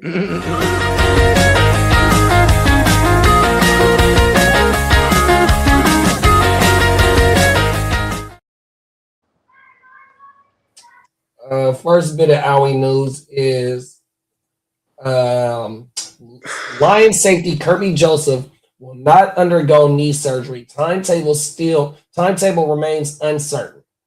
Damn, they're all fucked up in their defensive backfield. Who is the other person that's hurt back there? Brian Branch. Coming off of a nasty like Achilles. What league was that Brian Branch won Peacock the last game, the playoffs, when he had them pick sixes? Or was that that was Joseph that won the league, huh? Peacock, you still in here, big bro? It was definitely Peacock definitely won. Yeah, I'm still here. I came in second. What that you won with them pick sixes? I think it was against Bakes. Oh yeah, that was two. I think that was 2 seasons ago. Yep. Yeah, and he had Kirby Joseph. That was the nice guys. Yeah, I did win off of that. Those are nice guys. Okay, yep. I remember that. Oh my mama. Right, epic on a Monday. Because that was the first year of the GWN, I think. Mm-hmm. I went first place to last place, and now I got a great rookie haul this last year, so I'm back, baby. Talk that shit. Oh my mama, yeah, I remember that shit. Next news is let's go. Dolphin. I don't know why I got Dolphins wide receiver, but Tyreek Hill could miss the entire 2026 season because of his knee. You know, it's crazy. I've been like optimistic, but I've been saying like November and October, like late October and November is what I've been saying. Cause like he barely got his surgery. He got like a second surgery, like sometime in like January or some shit like that. You know what I mean? Right. And then like then he had another one recently, some kind of procedure, some cleanup shit, like the draining, something or the other. What type of knee injury did he have? Yeah, the ACL. Oh shit! Right. So it was worse than Micah's shit. Micah's. Well, I don't know the details of Micah's, but I know Tyreek's wasn't no clean tear. Oh. That's why I had and then I think it was multiple ligaments. That's why he had multiple surgeries and shit. Excuse me. Den said, I drafted Shador. Had to drop him for Danny Dumbass. Danny Dumbass held it down till week 13, got injured, and I snagged Purdy. He broke it down to the championship path. 100%. Line. He Told did ass that. up. And the reason Brock Purdy became available is because Kitteh, who was in the third seed, you know what I mean? And if he wins, he could be a bye week, right? So he picks up Jaden Daniels because it's week 14, the last week. Because remember, the 32 goes to week 14. Because I finally dropped Jaden Daniels and then started playing with a backup and started winning games. Because Brock was on a bye week, and you had to make these judgment calls. And then, you know, I mean, he just, you know, he wanted to fight to survive. You know what I mean? Wow. And like, so he got into the playoffs nonetheless, but then he needed that bye week. And like, yeah, it happened. Yeah, that's crazy, bro. 100%. So he went in the first week of the playoff, or he had to bye. No, he lost in week 14, but he came in as the 3 seed. Oh, okay. So he was a lot. So he could afford to sit Brock then. I dropped being on the bye. Davis Mills, and then I finally started winning games. Never mind. He might have needed to fight to get in. I think he might have fell out of grace. That's what it was. Yeah, that's right. The top 4, if I remember correctly, was like Eastside Eric, Diamond Joe. Oh no, not Diamond Joe. It was Eastside Eric. Then said he had to buy, so he could afford to sit Purdy. Have to buy. He could afford to sit Purdy. Dang, I wonder why he did that then. And you had Purdy play Indy. Oh, Purdy wasn't back yet. He wasn't back yet, huh? I know he played Indy, Chicago, and it was one more team. Seahawks. Was it the Seahawks? He played them in week 1 because he threw the game-winning TD to Tonjes. I don't know if he played the second game against them. I'm burnt. Fuck him. Yeah, fuck it. Everything. And Brock Purdy went on quite the journey in the 32 too, because someone else drafted him, then dropped him, and then Kitteh swooped him up at one point because Kitteh was rocking with the Kyler Murray pack. Remember that? So he ditches him, picks up an injured Purdy right before he comes back. So yeah, you're right. He did come back around. Because I think we was doing some of the draft on WYGU, and I remember Kitteh saying, "I'm finna do it. I'm finna do it. I'm about to do this." Oh, everything. Hey, we laughed so hard, dog. Whole world. Hey, look, and then he was right. He's like, "Man, damn it! Should have never even took a chance on Kyler." He's like, "I hate Kyler." I'm trying to tell y'all, man, y'all not gonna get no fantasy content like this on the GWN, man. Not only do we present content with y'all, but we do battle with each other, bro, and that shit go crazy, dog. I ain't gonna hold you. In a super flex redraft, in the attempts to get QB greedy, like targeting Kyler as like a 3rd that could potentially be like a 2 or even a 1. Do you move QB later on? That's one of my moves this year. 100%. Because Kyler's going stupid late. The hype's gonna push him up eventually, or like Dennis might just grab him up hella fast. Dennis gonna grab him up. Let me see. What we say, Kyler? Dennis selects. Minnesota didn't select Skylar Murray. Here we go. Right, I'm gonna pull him. I'm gonna pull his ADP up in the 12-team super flex. Let's see where he's going. QB 5. He is at he's at the 712 right now. Who going ahead of him is Darnold, and who's being drafted after him is Bryce. Okay, and Stafford. So he's clumped up in that range. That's not so bad. In a lot of ways, I'd rather him than Darnold, but at least I know Darnold has a clear and definitive connection with his number one guy. You know what I mean? Right. But Jefferson bounced back shouty. Them is facts, bro. Real quick. I mean, Jefferson shit. He was hyper targeted because he is the offense, but it was just terrible. 100%. Where's he at? He sure did get targeted. It was just terrible targets. WR 21, 141, and 84 receptions. Damn, not so bad. 60. That's 60%. Like 60. Sheesh. Not so bad. That motherfucker got a Bogey. That motherfucker had a 30.4 target share. Damn, that's terrible too. Because it's like, and they were all outside the hash marks because like he just couldn't. They said McCarthy can't throw over the middle at all. Like, oh, bro. So even like his ability to like lean on the tight end, that was just gone. So he's just trying to just go down the field and go to the side, like throw it along the sideline all day, every day. You know what I mean? It was just terrible. Because then you know what they're gonna do too. Just, just blanket Jefferson and just hope Jefferson he has to make a play on every ball. He gotta be Superman out there. He has to make a play on every single ball. Like team on his back at wide receiver. Sheesh. That's why we should be excited for people like when people shit on Kirk Cousins, like for fantasy, it's like he makes sure them motherfuckers is gravy. But like I'm excited for like Brock Bowers, like because people are gonna spend up for him, right? But at least he technically is the value. He's not going like in the second round this year. Speaking of Brock Bowers, right? So I did a startup this year. Shout out to my dog, Fantasy Football Big Guy. That's my dog, right? Yeah, man. Shout out to the big guy because he's in the international with us, right? So he made another league with his homies and threw some of us to the invite, right? So I drafted the Bugatti in that league, right? Let's go. So I just got an offer the other day, Trey McBride, a 2028 first and a 2027 third for the Bugatti. So I countered with a 2027 second and that 2028 first. He counters with, oh, well, just send me back a third and it's a deal, bro. I'm like, hey, fuck it. I don't care. Hey, you can have the Bugatti on everything. But I'm glad because he thinking what you thinking now. Yeah. Bugatti finna get peppered. Yeah, by Cousins. And then we naturally are going to get the rookie and he'll lean on tight end. Like it's just how it works. And what other receiver they got over there? Nobody. And they're going to be in a tight end centric offense. Nobody. Key Sweat voice. Nobody, baby. Hey, look at it though. Oh God, they don't got nobody. Key Sweat voice. Right. What is going on over there? Hey, nobody. Banks, hey, Banks, I told y'all taking for Jeremiah Smith. Oh, my brother. Like, and it's because they're not a draw, right? Like, so, it's like, it's not like these veterans were like the Diggs is in no rush to go to Vegas, right?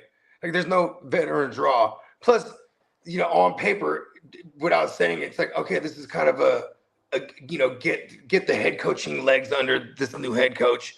And then next year they're going to go at it. You know what I mean? Like they're going to try to go at it next year because they're probably trying to get in line to get like some weaponry high. Like imagine if they do this right. Because look at their schedule. It's fucking brutal. The Raiders' schedule is so brutal to start off. They play the whole NFC West. Yeah, and they play the AFC East too. Oh, I didn't know that. Yeah, so like and they got the Bills. And they play and everybody in their division is playoff teams. And I think they play the AFC North, if I remember correctly. Oh no, not the AFC North. You ain't hear Bates? They play the AFC. My dog Bates. They play the NFC West. Look at this. They play the NFC West and the AFC East. Oh shit! Here you go, Bogey. Oh my goodness, Tino's a fool, bro. He said, I won the very first East Side Super Bowl by trading Rodgers for Cap and Arian Foster. Come on. You remember that, big bro? I wasn't in that league yet, but I didn't know during that time. Yeah. Okay. Shout out. He said that was the 2011 season. Shout out to Tino. So I was up in that motherfucker playing poker. Isn't that an MVP Rodgers year, 2011? Or is that the Super Bowl year? No, Super Bowl year was 2010, I think. 2011, that was the first Cap. No, I'm talking about for Rodgers. Wasn't Rodgers an MVP in 11? Because he got. Hold on, let me pull him up. My bad. I know 12 was Manning. Let's see what they say about this intellectual fella. Shout out to Tino, the inaugural. I didn't know that he was the first East Side League champion. Cold world. Talk your shit, Tino. I gotta know my history. Where is the? I only know the new era history. Yeah, he was an MVP in 2011. Tino, you sold high. He was going correct. What is the stats for him in 2011? I'm gonna pull that up. Give me a second. I bet you. Oh, let me guess. Tino. I bet you he had 45. I bet you he had 4,500 yards passing, and he had like a 40. ODPs, huh? 45 tugs. Let's pull up his 2011 season, dog. Here we go, right here. 2011, 15 games played, 500 attempts, 4,600 yards, 68.3 completion percentage. He averaged 9.2 yards per attempt, 257 rushing yards, 3 TDs, and 45 TDs thrown. So he almost had a 50 piece. And he averaged 26.9 fantasy points per game, dog. Tino got the house. What did Arian Foster do in 20? Hold on, let me put Arian Foster. That was the Gary Kubiak years, bro. With Houston Tech, him and Andre Johnson. How do I? Oh, I lost. Yeah, I want to say Shanahan was there before he went to Washington with his pops. Here we go, right here. Arian Foster, 2011.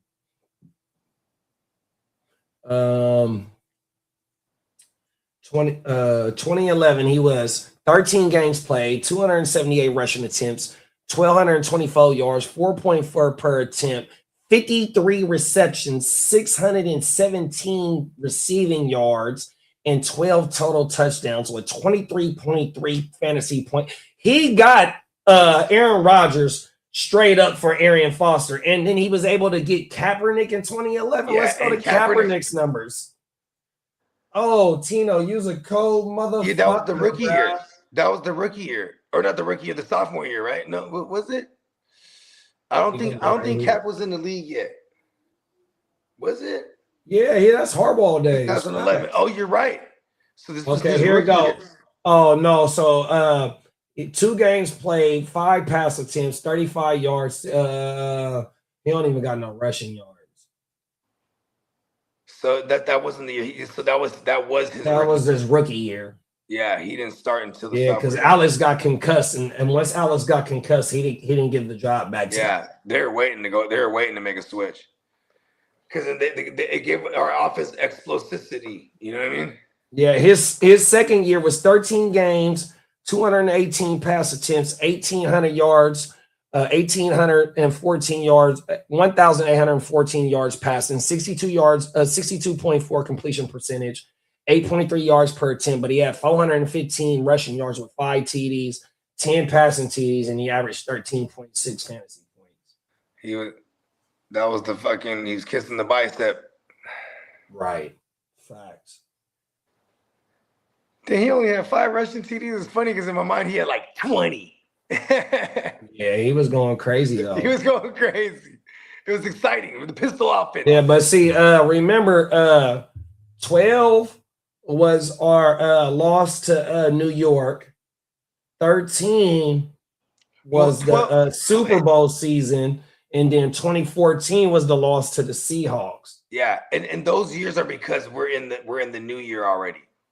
So the 2012 season was the loss in the Super Bowl, but that was in. Yeah, because old boy caught the concussion. See, the 13 season or the 12 season, I think, is when we went to New England and he destroyed New England in the snow. And we went on to the Super Bowl that year. He destroyed their ass. I remember that game like it was yesterday, bro. He hurt Randy Moss in that game. He hurt because he only throw fastballs. Yeah, and so Randy Moss had his shit wrapped up throughout the whole offseason. You know what I mean? Just because Captain just throws a cannon. That's it. One speed. In 2014, he had 639 rushing yards, 19 passing TDs. Yeah, he was on a little bit of I'm an actual QB tear. Because remember, there was a whole thing like, he's like a that was his highest yards thrown. He had 478 attempts and he threw for 3,300 yards. The thorn in our side for Kaepernick and Harbaugh was that Seahawks team. He was a 4,000 total yard season that year. Yeah, 2014. Yeah, he had the 3,400 passing and the fucking whatever 600 rushing. Yeah, that NFC Championship against the Seahawks. They got a NFL conspiracy theory video out on that shit, bro, about the whole game from beginning to end. Remember, we split with them that year in the regular season, and I remember hosting that game at my crib. The second one, where it was in Candlestick, and we beat them by a field goal.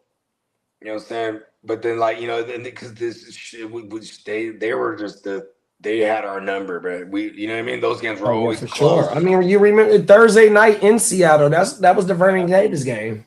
Come on, cold world, right? And they hated Vernon, but they both was hitting though. Like that was a snot knocker game. Every time they got together, dog, 100%. I mean, physicality was like the way they described 100%.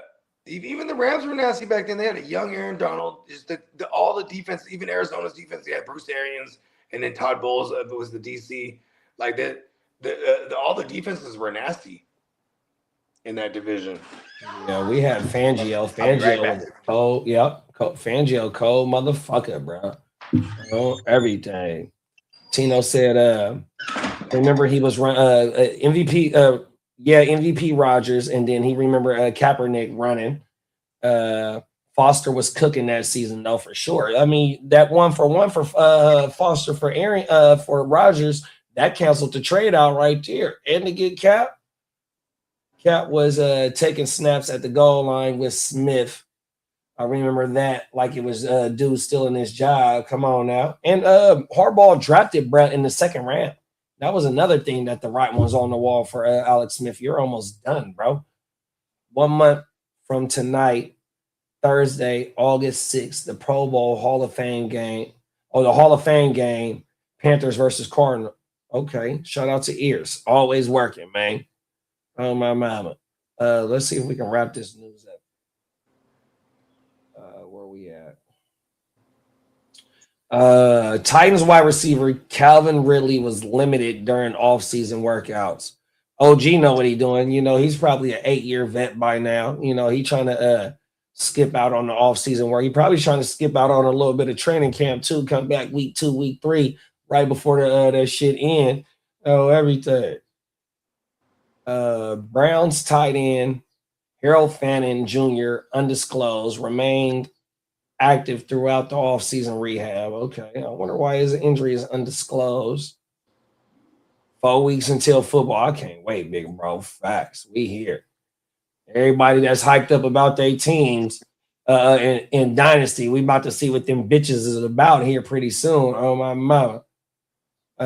Player news. Let's see if there's a player news drop. Extension, free agency, pause. Yeah, let's just fuck it. We're gonna keep it rocking.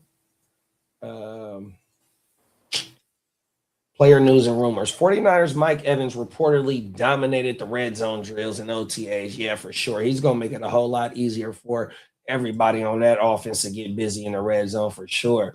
I just hope that we spend a lot of time in the red zone this year, fully healthy. Facts. Mac Jones could become a trade target if another team loses a QB. Yeah, I would believe that for sure. And you know, today's prices and yesterday's price as well, if that happens. Hopefully that doesn't help I mean, hopefully that doesn't happen this year, even though I am a Niner fan and I would love to get the highest of the highest compensation for Brad right now. But, we are invested in a lot of these 30 and we are invested into all 32 teams as fantasy football degenerates. So we don't want nobody to go down on everything. A rookie tackle, Monroe Freeling, working on both tackle spots.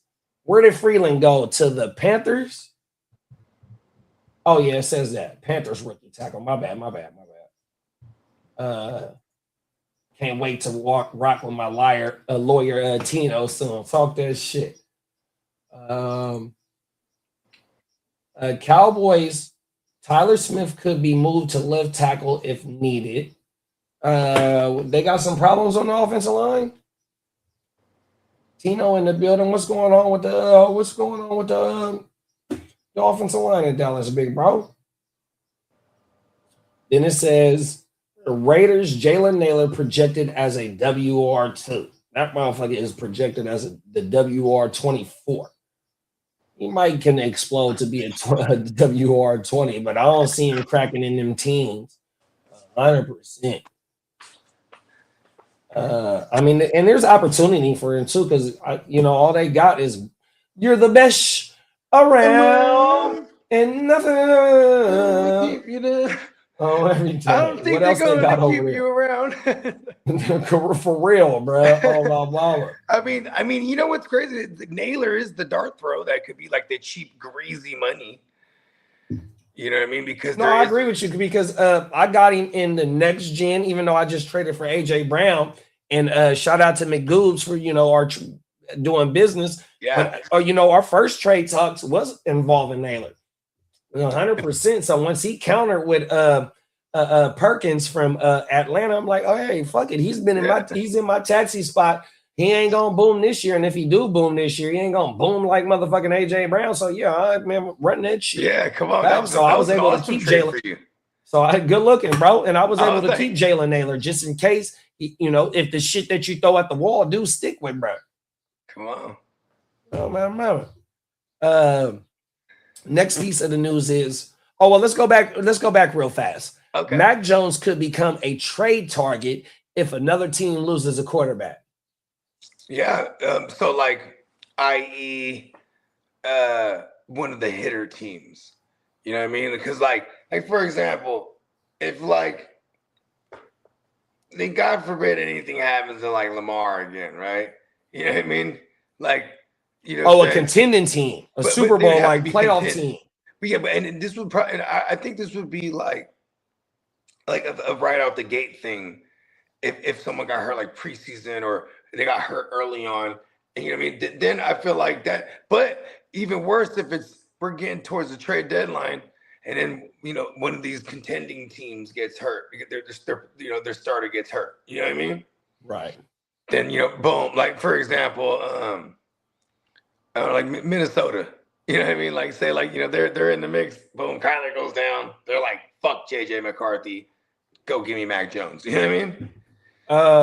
So Shanahan, he's prepared for this moment because he took Curtis Rourke and redshirted him. You know what I mean? I don't know if he placed him on the practice. No, because he was hurt. They didn't have to place him on the practice roster. Oh, my mama. And then they activated him, later on the year for him to be able to become part of the 53, if I'm not mistaken. Yeah, so he can get the proper rehab and all that. So, bruh, Shanahan is preparing for this moment. We just don't know what Curtis Rourke for to do, but we finna see him in preseason this year for sure, big bro. Do you remember how we got the Brock? So, like, we had the Brock on the roster, obviously, fucking Mr. Relevant. At the time, we had Nate Is it Sudfield? Probably was Sudfield. Yeah, so it was Sudfield, and then you had Jimmy and you had Trey, who were already locked in as the 1 and 2, right? It was Trey and Jimmy in that order, right? As Trey was the 1, and then Jimmy's the 2. So like they're like, okay, we only had 3 preseason games, so we see Lance in the first one. They're like, okay, with Jimmy, he has like this ankle, so like we're not gonna see any Jimmy. So then week 2 of that preseason, we're going into Minnesota, and it's like a big deal for Lance. He wants to play because this is his favorite team growing up. I think he's from that area somewhere, I remember correctly. Either way, that was his team for sure growing up. So even they're like, and Shanahan's like, no. We need to see Sudfeld and Purdy more. You know what I mean? So they had Sudfeld start that game. They had Purdy play out the rest. And then they were so impressed with Purdy, they're like, all right, we need to see more of this Purdy kid. You know what I mean? Because they were so like, Shanahan was so emphasizing like, I even need my third to be like someone I can count on. And ironically, that, you know what I mean, he ended up being able to count on Brock down the road. But it started with them choosing the Brock over Sudfeld. You know what I mean? They just cut him like, all right, we like this kid, Brock. You know what I mean? And what? That same year. Yeah, Lance goes down like week 2. Then Jimmy plays for like 5 weeks or whatever that is. 6 weeks. Yeah, when did Purdy come in? I think Brock played 8 games in 2022. 8 games. Okay, so he came in like week 10 or 11. It was the Dolphins game when Jimmy went down. We were playing against the Dolphins that year. Y'all listening to a walking encyclopedia right here, y'all. But you remember this though, right? No, Jimmy goes down. I don't remember that. I don't. And in comes the Brock. We're like, oh shit! And he says right out the gate starts shredding. Oh, you know what, big bro? You know what I do remember about that season is the Arizona game, week 2 or week 3. Fucking Trey Lance had like 15 rush attempts and he got hurt that game. Brett crashed him out. Like every time Lance got in, even his rookie season, he crashed him out. It was against the Seahawks, and you know who hurt him? It was Jordan Brooks got in. He was getting in there, and then it was Cody Barton who ultimately got in there and then fucked up Trey Lance's whole shit. You know what I mean? Shout out to the Code Man. Fucked him up, bro. Do you remember when he tried to truck Buda Baker in the Arizona game? Yeah, so that he scored on that play. It was a running play, and he tried to truck him, bro. 2. You're right, because I think week 3 was the Seahawks game, because he definitely went down early. Pause. Yeah, bro. Here, I'm finna pull it up, bro. He had like 15. He had double-digit attempts in back-to-back games. Hey, I'm gonna pull this shit up, bro. Yeah, that was the 21 season. No, 22 season. Yeah, this would be the 22 season. And we can go to his game log. Here we go. Right. Because the first full year as a starter was 23 for Brock, right? Okay, let's go to his second year. Game log 2022. Game logs. Chicago first, and then Seattle. So that's 2022, and then 2021 is Detroit, Green Bay, Seattle, and Arizona. Okay, rushing yards. No, it's not showing us rushing attempts. Damn it. Let me go. Okay, let me go over here. Pro Football Focus, y'all. Mm-hmm. It's another tool that I use for my. I love Pro Football Focus. I used to pay for that shit back in the day. For real? What is the paywall give? What does it give you behind the paywall? This was like you would get all these charts and articles from just the different analysts that they had on Pro Football Focus at the time. And like this was before the letter grade and percentage shit. It was like numbers for real back in the days. You know what I mean? It was hella different. Yeah, because every time I sign on, well, I ain't gonna say every time, but every other time I sign in, they ask me if I want to sign up for an account. Yeah. Everything. It was like $200 like back in the day. $200 for a whole year. For the whole year? Yeah. Oh, they must got some fat shit for that shit then. Yeah, it was cool, but it was funny. It's like all I fucked with was the advanced analytics. And then later on down the road, it was like, Pro Football Reference and all these other free shit. It was like, yeah, cool. But now Pro Football Focus offers hella free shit. You know what I mean? Yeah, when I do my target breakdown for teams, that's where I go to. Yeah, hell yeah. On my mother. Because they'll tell you the slot targets, they'll tell you the fucking out targets. Back in the days, the guy who does Pro Football Focus, they even have a YouTube channel, but we had that guy on the Run Boys back in the day. And and I wrote the show sheet for that show. It was me, Robbie, and then that dude. And it was funny because he was like, what's your favorite? He asked me, he's like, Bogey, what's your favorite advanced analytic? And I forget what it was called, but it was like clean pocket presence or something like that. Oh yeah, that's one of the one here. I'm gonna tell you right now. Yeah, it's like clean pocket and then dirty pocket or something like that. It's called. I'm gonna tell you right now because I just did one of my quarterback videos. You got clean pocket completion percentage. Then you got clean pocket catchable rate. Yeah. Then you got the under pressure, right? What's the under pressure? You got pressure completion percentage. You got deep ball completion percentage, true completion percentage, those are my play favorites. action completion percentage, red zone completion percentage, and blitz completion percentage. See what I'm saying? And like I remember during that time, this was like in 2020 or going into 21.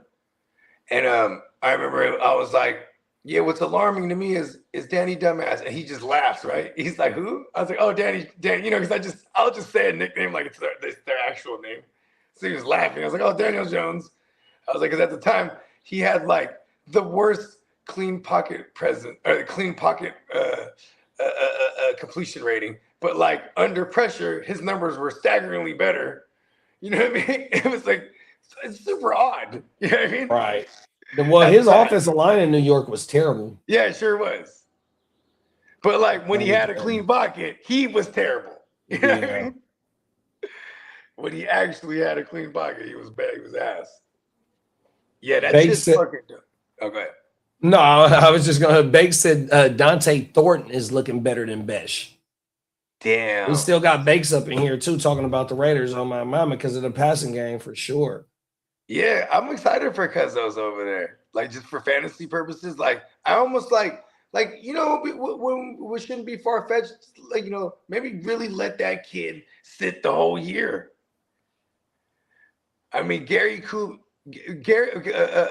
Kubiak, his dad Gary Kubiak was a backup. You know the importance of seeing the game from. You know what I mean? And like shit, that's what helped him become an OC. He was, I want to say, when he was the backup to Elway, he was already like the OC assistant or something like that. He might have even been the OC. I mean, for them to go get, who was it, Quay Walker and what's the kid from Philly that they went and got? Was it Nolan? Nakobe. Oh, Nakobe Dean.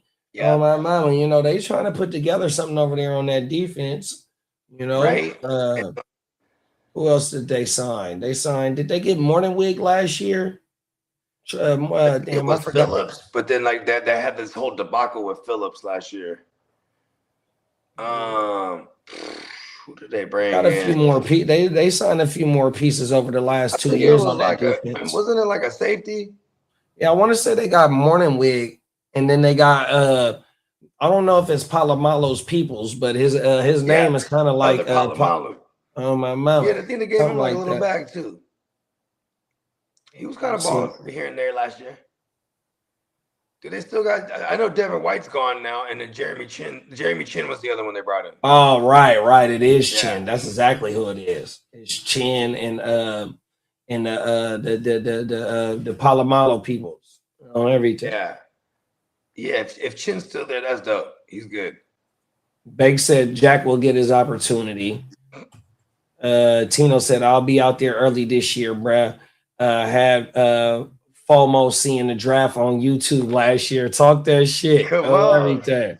Let's go, Tino. Hey, we need you to lead the team.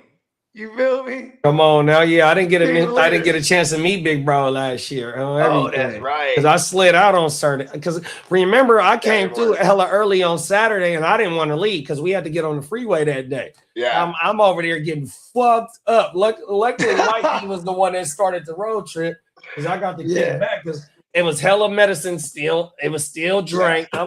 I'm not leaving right now. Fuck that. Everything. Real talk. I'm like, yo, this is going down. Gendin said he coming the same day as Tino. I'll be ready. And then Tino got a damn good question for us. He said, okay, would you say you can get more for Purdy? Would you trade him over Mac? That would just put us in a fucked up dead cap because he's only like 1 year removed from signing his deal. You know what I mean? But you know, I like Purdy's mobility though. You know, he showed a lot of his mobility in the 2024 season when nobody was out there but Juwan Jennings and Kitteh, and he was in and out the lineup. If the 2024 season, and Trent Williams was down, the offensive line was shitty, bro. He showed a lot of his mobility, and he showed a lot of it last year as well. You know what I mean? And that's one thing that he can do is buy time. Mac Jones is a statue, 100%. Only thing that Purdy can't do, he can't stay on the fucking field, bro. We need 17 games from bruh. If we can get 17 games from bruh, which he played 16 in 2023, that motherfucker was a 4,000-yard quarterback. We ain't had that in a minute. We get a 4,000-yard quarterback with a 1,000-yard rusher, or a combined 1,500 rushing yards, almost close to 2,000 rushing yards from 3 running backs. Hey, bro, that means you got a top 5 offense, in which they had last year, but their defense was a bottom league defense. They had top 5 special teams and the top 5 offense. Bro, they was giving up the windshields on defense. And you've seen the last 2 drafts and them trading for one of your players, Tino, like they emphasis is defense as well, 100%. But the substation is what's holding us back. I ain't gonna hold you. It's exactly what it is. No, them is facts, bro. That's exactly what it is. Bro, you had Dre Greenlaw completely dominating the Super Bowl in the first half. And all he doing is celebrating with his peoples. And the substation has far reach. The whole world. Hey, you know what too? They told, I remember, because look at earlier this year, it was the week before the playoffs where we're about to play the Eagles, right, on the road. But I was in Santa Clara because it was my goddaughter's baby girl's first birthday, right? So we in this thing, it's cracking, right? You know what I'm saying? But we got the hotel. That's the whole point. I was trying to remember when I brought this up. We're at the little woo-wop right there, right across. You know what I'm saying? Where I'm looking out my window, I can see Levi's. So I'm sitting there. I even sent it to the group that I'm sending pictures of it. They had the whole stadium decked out for the Super Bowl because, you know what I'm saying, they're hosting type of shit. You know what I mean? Right. But and like I sent it to my music thread. You know what I'm saying? Shout out to Prime and everybody. And then, you know what I'm saying, they're like, I've just said jokingly, I'm like, while I'm out here, I'm gonna tear down that goddamn substation. And then, it's later on, it's like a couple of days later, and Prime just texted me and said, I'm very disappointed in you. I'm like, what the fuck did I do? You know what I mean? And he's like, I didn't hear nothing about no one destroying any kind of substation. I'm like, you know what I mean? Crazy, bro. You know what I mean? I'm like, I was there on a family trip. You know what I mean? But I'm like, I've been to that practice facility a bazillion times. That, you know what I mean? Where we had training camp. Right. It's right next to the stadium, ain't it? Yeah, it's right next. Yeah, exactly. Like you can walk in this motherfucker from the stadium. You know what I mean? It's you got the little Marriott right there. That's where I was staying at. And it was overlooking the field, you said? Yeah, I'm talking about. No, I'm talking about where I was staying at to where I was facing Levi's. But yeah, it's you can walk. It's walking distance though to the little training camp area. You know what I mean? They got a whole another field right there, and then they got the little stands for the fans to come and watch or whatnot. Right. Should be cracking. No, facts. 100%. But yeah, the substation's right there. Right, facts. So have you seen anything about them, like how Lee said about them maybe moving a training facility? Do you know anything about that? There's some rumors. There's some rumors. And where they talking about going though? I don't know. I would imagine like San Jose State would probably be like the nearest thing I would think about. It's far away from the substation. It's close enough that you just drive. Most of these motherfuckers live in San Jose. You know what I mean? Do you remember when they used to train in Rockland? Damn, that's a long time ago. Yeah, that's Montana days and shit like that. They used to train up here. That's like I seen videos about this shit. You know what I mean? Like I was young, I wasn't even a mustache yet. I was young bugs. I was lowercase bugs. Come on now. Den said they say no Eastsiders at the West Side draft, but I would just tell them I need my lawyer present. I got you, Brownie. You know what I mean? But see, that's the thing though. But that's the thing though too. It's like what's his name's in that joint? AJ's in that joint. And like Pesci, he was in it last year. Pesci be hella finicky with everything. Cause I'm like, listen, you gonna be in it again? But they both in the East Side League too, though. Yeah. But AJ and Pesh. Yeah, like Pesh jumped in because we needed a spot. He's like, all right, fuck it, I'll do it. We talked him into it. But here's the thing too. This year, I'm like, you coming back, right? He's like, I'm gonna be out there. I'm like, what's up, dog? You in this thing or what? You know what I mean? Come on, like, now. what's that in it, dog? Nah, it's 200, right? I'm like, yeah, because he was also another one who had to chase down. He was paying like, little payments, which is fine. But then he stopped after like $100 worth, and then he gets into the playoffs. I'm like, come on, dog. Then he ends up getting whatever, third or whatever. Yeah, he went on a run at the end. The second half the second half of the season to the end of the season, he went on a run. He was doing East Side shit, trying not to pay it. They're like, well, I'm in now, just come on, pay the shit, bro. But yeah, shout out to Pesci. Hey, Pesci used to be one of my arch nemesis. Like, he still is in fantasy, but everyone is. But like, he was the op. Because he would always take fantasy banter to like, it's his funk. Fuck that. And he's a boxer and he trains boxing and shit. And he trains other people too. Like, he's a trainer like that type of shit. Oh, wow. Yeah, he dope. It's crazy because like, he's a little guy, but he has like these like he has like arms that are hella long. He has like the arms of like a 6-footer, like lengthwise. Oh, wow. The wingspan. Yeah, you know what I mean? Because I remember last year, he was like, put your fist up. I'm like, what you trying to fucking do, the tail of the take? You know what I mean? What's your reach? Yeah, you know what I mean? The Hitchner was like, oh, okay, this motherfucker got some long ass, he's dragging his arms and shit. Come on now. He has some long ass arms and some short ass legs. So he's just dragging his shit. You feel me? Shout out to Pesh. No, but Pesh always want to take it there. He wants to go to 10. You know what I mean? It'll always start with like he always starts for people too. He'd be like, I'm gonna beat your ass this week. What? Like, because you be playing each other, right? And then they'd be like, yeah, I'm gonna get in that ass, I'm gonna spank that ass. Like, it's always like that. Yeah, not beat your ass, it's always spank that ass. Tino put it in the chat. He'll vouch. This is like his go-to. I'm gonna spank that ass. And then he'll say like wild shit that I don't get. He'll be like, and this is like in the text thread with everybody. But he'll be like, yeah, hey, chisel chest, I'm gonna spank that ass this week. And you're like, how do I react to that? Yeah, I mean. Tino said he was a legit boxer. He was California champ at 145 pounds. Come on now. And 145 at his height is all muscle. Like, this fool is solid too. Like you know what I mean? Come on now. Yeah, he quick as fuck too. That's why he goes to the He might lose a debate and then he goes straight to fight. Well, I'll box you. He's like, he's always ready to crash, bro. I fuck with Pesh. Yeah. Go ahead, my bad. No, I was just saying, I love seeing the evolution of Pesh over the years. Because the moment I stopped feeding into it, because we had a rivalry for almost 10 years. East Side? Was because I know it's also because like my big homie is his big homie. You know what I mean? Oh yeah. Yeah, but like, you know what I mean? They were neighbors growing up, type of shit. Okay. So like, you know what I mean?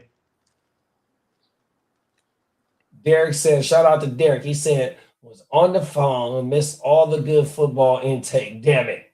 Oh, my mama, we was cooking for a minute, bro. Shout out to Brian. Brian, don't even go watch it, Derek. We had a lot of good isms. Don't even watch it because we're going to war soon here. I don't want you to know anything I'm talking about.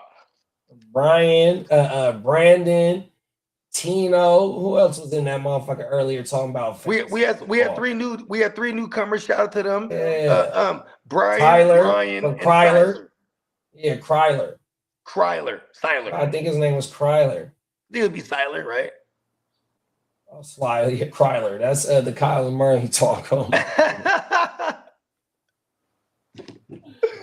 Oh, I'm burnt out, bro. Get the fuck out of here. Oh my goodness. Emil was in here. Crooked was in here. Soundwave was in this bitch. Marco was in this bitch. Oh, yeah, it was going down. Oh, my mama. Bake said there's only one The Brock, and his last name happens to be Bowers, not Purdy. Oh, come on. Now he's trying to take the Brock title from him? You can't take the Brock title from the Brock. Brock can't take the Brock title from the Brock. Listen, the Brock's already been to a Super Bowl in Brock's house. Oh, yeah, we lost it. Beggs gave us some insight about Joe Pesci's playoff run. He said Pesci was cool. Only reason he made that playoff run was because I traded him back his starting quarterback in the brisket. Yeah, that's what he was searching for. Was a quarterback. He had dropped the brisket at one point. Pesh. And see, Pesh do crazy shit like that though, because he goes, "Oh shit," because then Brissett blows up. Oh, I gotta have him back. Like, I love Pesh, man. Yeah, I was trying to trade him Daniel Jones on everything. I remember that now.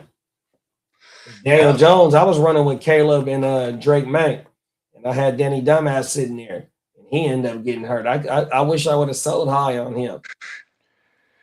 I don't know if Danny's watching, but he definitely traded him Puka early.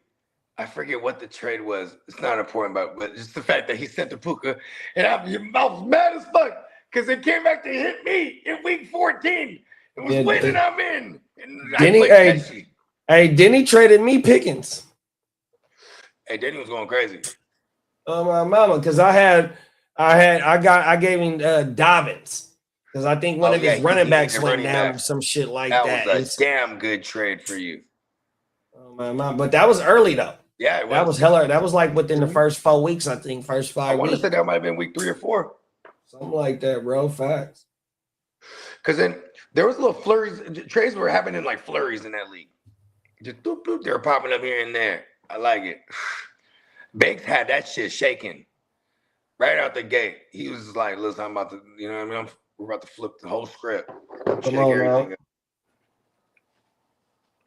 Yeah, I'm excited. Banks is locked in again. You know what I mean? It's going to be good times, bro. Yeah, we right around the corner. I need to holler at you too, Banks. You know what I mean?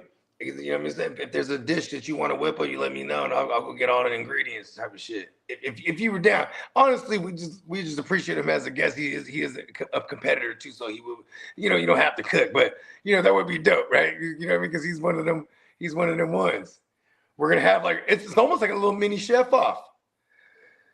It's facts. Hey, but I don't get paid for that shit. My boy get paid for that shit. That's a fact, right? Oh. Well, we need the gumbo. We need the gumbo. He could even just be like an overseer, if anything. Like facts. You know what I mean? Nah, if he want to get down, man, it's we a got mansion. Multiple kitchens. Yeah, we got a mansion out there, bro. Oh my mama, we finna throw down, bro. Motherfucker ain't got to leave if they don't want to. So run me down what the shopping list look like for a gumbo pot. For the pot, you need you need chicken broth. You need all the seasonings. Right. You need so like Old Bays and like Slap Your Mama's, shit like that. We need the name brand seasonings is Old Bay and Accent. Other than that, the paprika, the garlic top. Because the only MSG that goes in there is the Old Bay. Okay. And the Accent. Other than that, it's all paprika, garlic, onion, garlic paste, minced garlic, oregano, basil, bay leaves. Right. Gotta have the bay leaf.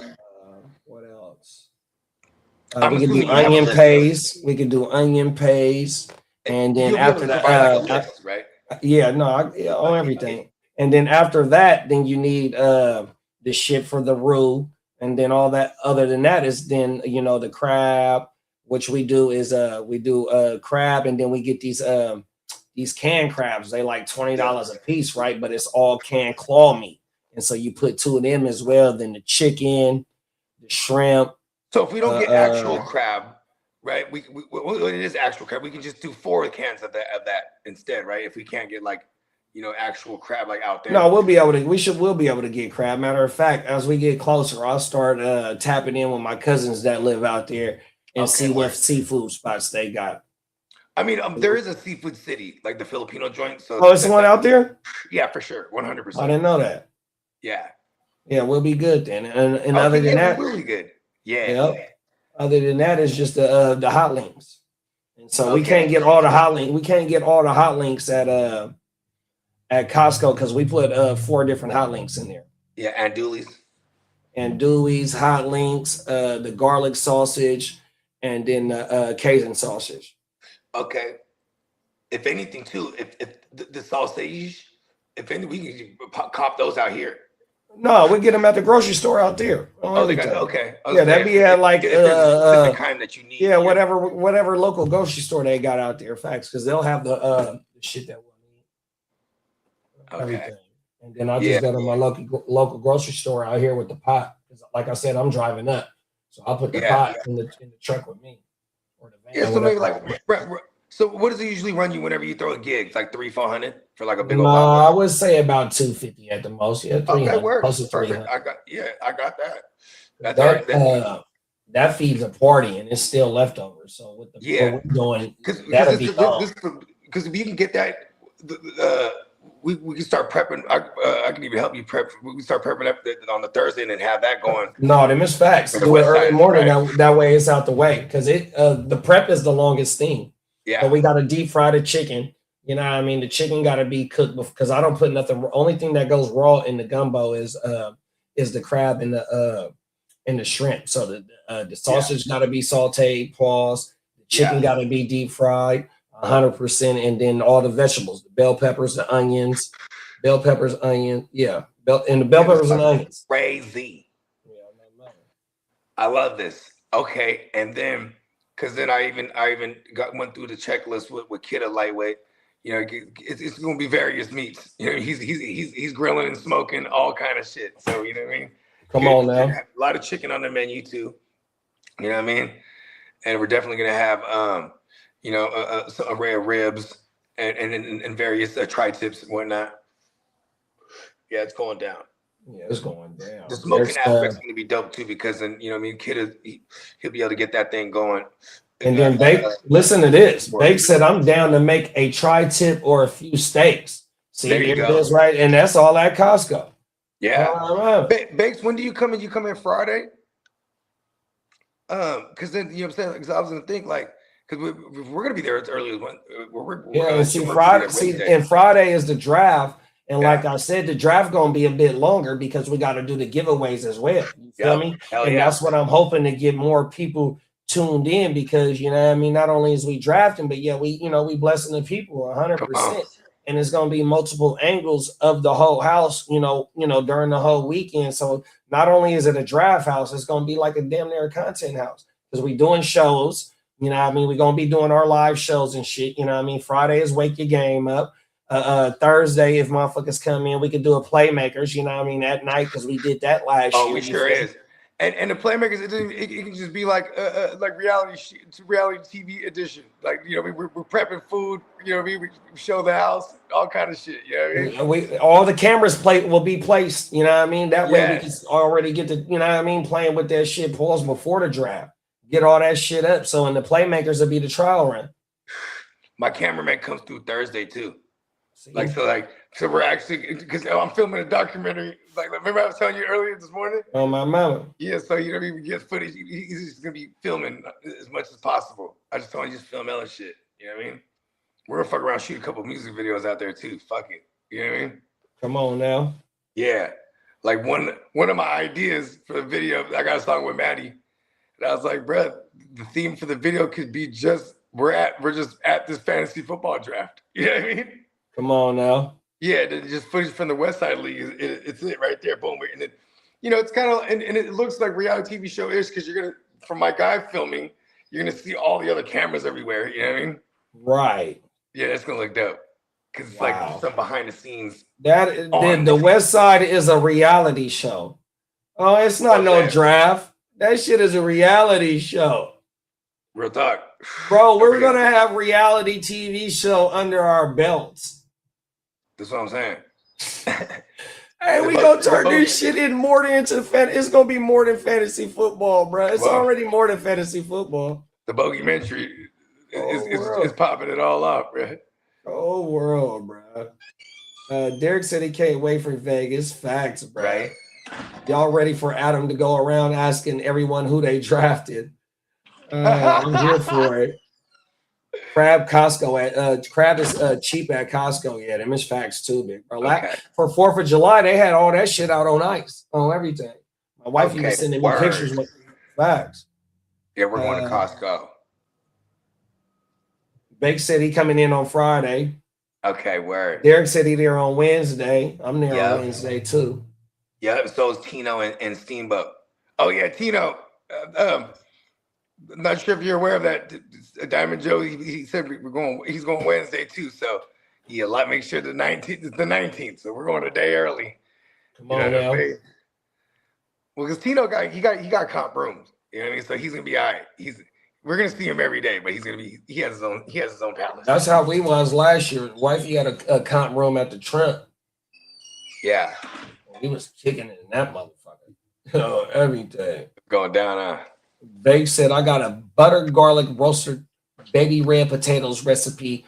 Also some General Tazo green beans with bacon bits. Oh shit. Okay. See, that's a plate that you pay for at a nice ass restaurant. I'll go get a bag of some baby red skin potatoes. You know what I mean? They got them at Costco. Yep. Bacon, bong. Got them at Costco. Yeah, that Costco runs everything. Facts. Yeah, because the way I did it, think about it. We get all the drink. Yep, we get food from that bitch. We get snacks from that bitch. If they don't have what we're looking for there too, there's a Bevmo, and it's basically Costco prices. You know what I mean? Come on now, Bevmo's my shit. Yeah, Bevmo. Hey, what's the other? No. Total Wine and More is my shit. That's who I fuck with. Oh yeah, they got that. They got one of those out here.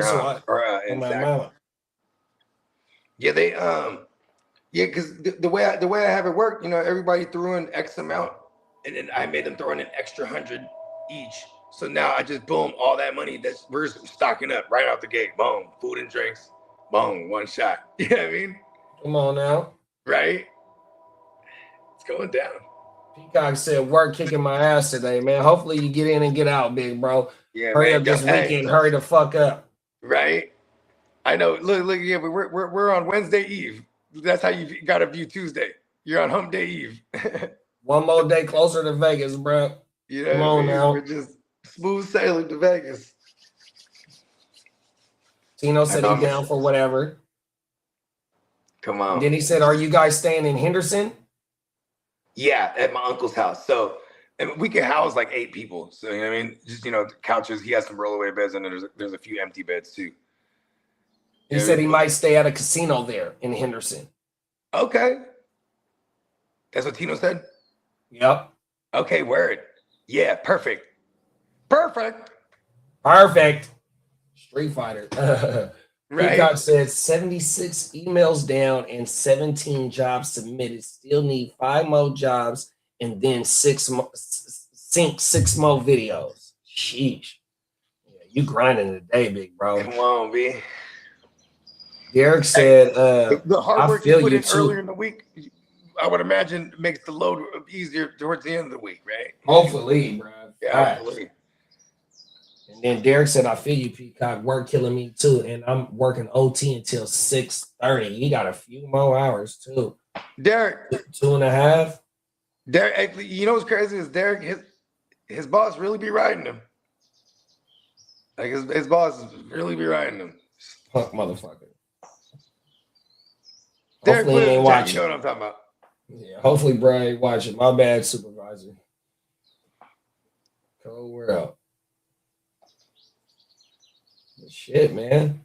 We almost 4 hours in today, y'all. Yeah, we was rocking today, huh? Shit, we could put a ball on this. Peacock said I got about an hour and a half before 4 p.m. when I take my last hour for lunch and call it a day. Damn, bro. Nice. That's smart. It's like getting off early. He's like, it's my lunch, and then I happen to be off after. That's how it was for my job, because I didn't take no break, so I take an hour lunch, and then after lunch it's only an hour and a half. Oh shit! This shit cut me out. Fuck it, take us home. You got anything going out? They hating on Big Bro. He's got the Matrix. That's what he has. Oh, I see you, Big Bro. Okay. Facts. I got nothing else. Just everybody take advantage of the last couple of minutes of the sale. Will be a little while before we get something else going on that. But neonpeacockmerch.com. Ooh. Now. Down. No, you've been hella busy. Never mind. I forgot to say if you got a chance to do the yellow color. No, yeah, no I've worries. been stupid busy. Like I haven't even had a chance to eat. I'm about to order the Batman joint though for show. Yeah. I threw that in my car. How long do I got? Like a couple minutes, you said? I don't know. Like I said, you said 5 o'clock p.m. You got 2 hours. You got 2 hours. Yeah, I got 2 hours. Okay, perfect. Yeah, but there should be a sale coming up. Let me see if I can get the date for you here in a second. Ooh, we're getting the inside skimmy right here. Come on now. It's ending, but the other one will be it. You're looking at about 2.5 weeks from now. We'll have a $12. Okay, not bad for the banger one. We'll have a $12 flash sale on t-shirts. Just the $12 t-shirt sale only. Everything else is still regular priced. So yeah. No hoodies, no 35% off the whole deal. Just $12 shirts. Cool. And then we'll have a back to sale, but that's all the way in August. Back to school sale. Cool. Yeah, and that's when we're getting some hoodies there. Yeah. Let's show. But yeah, take advantage of that. The Batman joint is up there. I also have the Cat of Wall Street, Tom from Tom and Jerry's up there. Yeah. Doing his I like thing. that. So got a couple of other designs that are up there. Some new ones. Check them out. Good shout. NeonPeacockMerch.com, baby. Gaga. Gang in the building, y'all. Let me see. I got it. Oh, damn it. My mouse tripping. My bad. Oh, shit cut me out again. My mouse is tripping. I think I need a new mouse.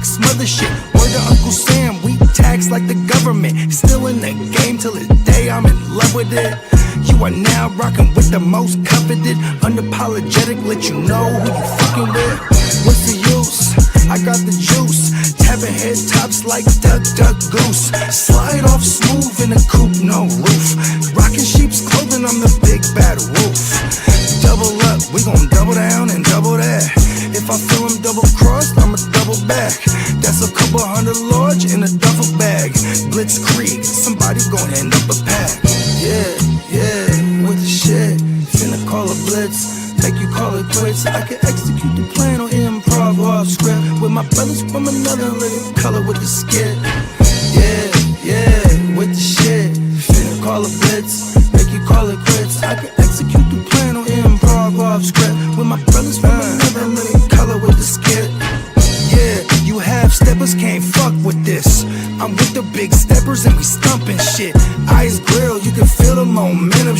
Alpha and the Omega.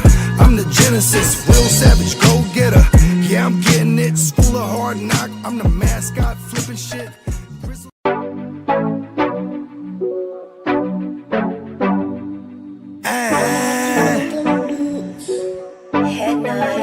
Scott. Yeah, let me quarterback this. We came a long way from throwing money in the mattress. I played a long game to get rich. They say the game is a bitch, but the bitch is the baddest. Bowie Scott Flame won't change my name like I'm Cassius. Keep flame cause I'm cautious. I'll burn you to ashes. Double cross the bosses and get hit with the ratchet. Can't fuck with suckers, that shit is contagious. Count 100 down, blowing clouds, hella anxious. Maybe a doctor, but I ain't got no patience. All top shotters on my roster, they gon' race shit. Transporting weight, cross states in my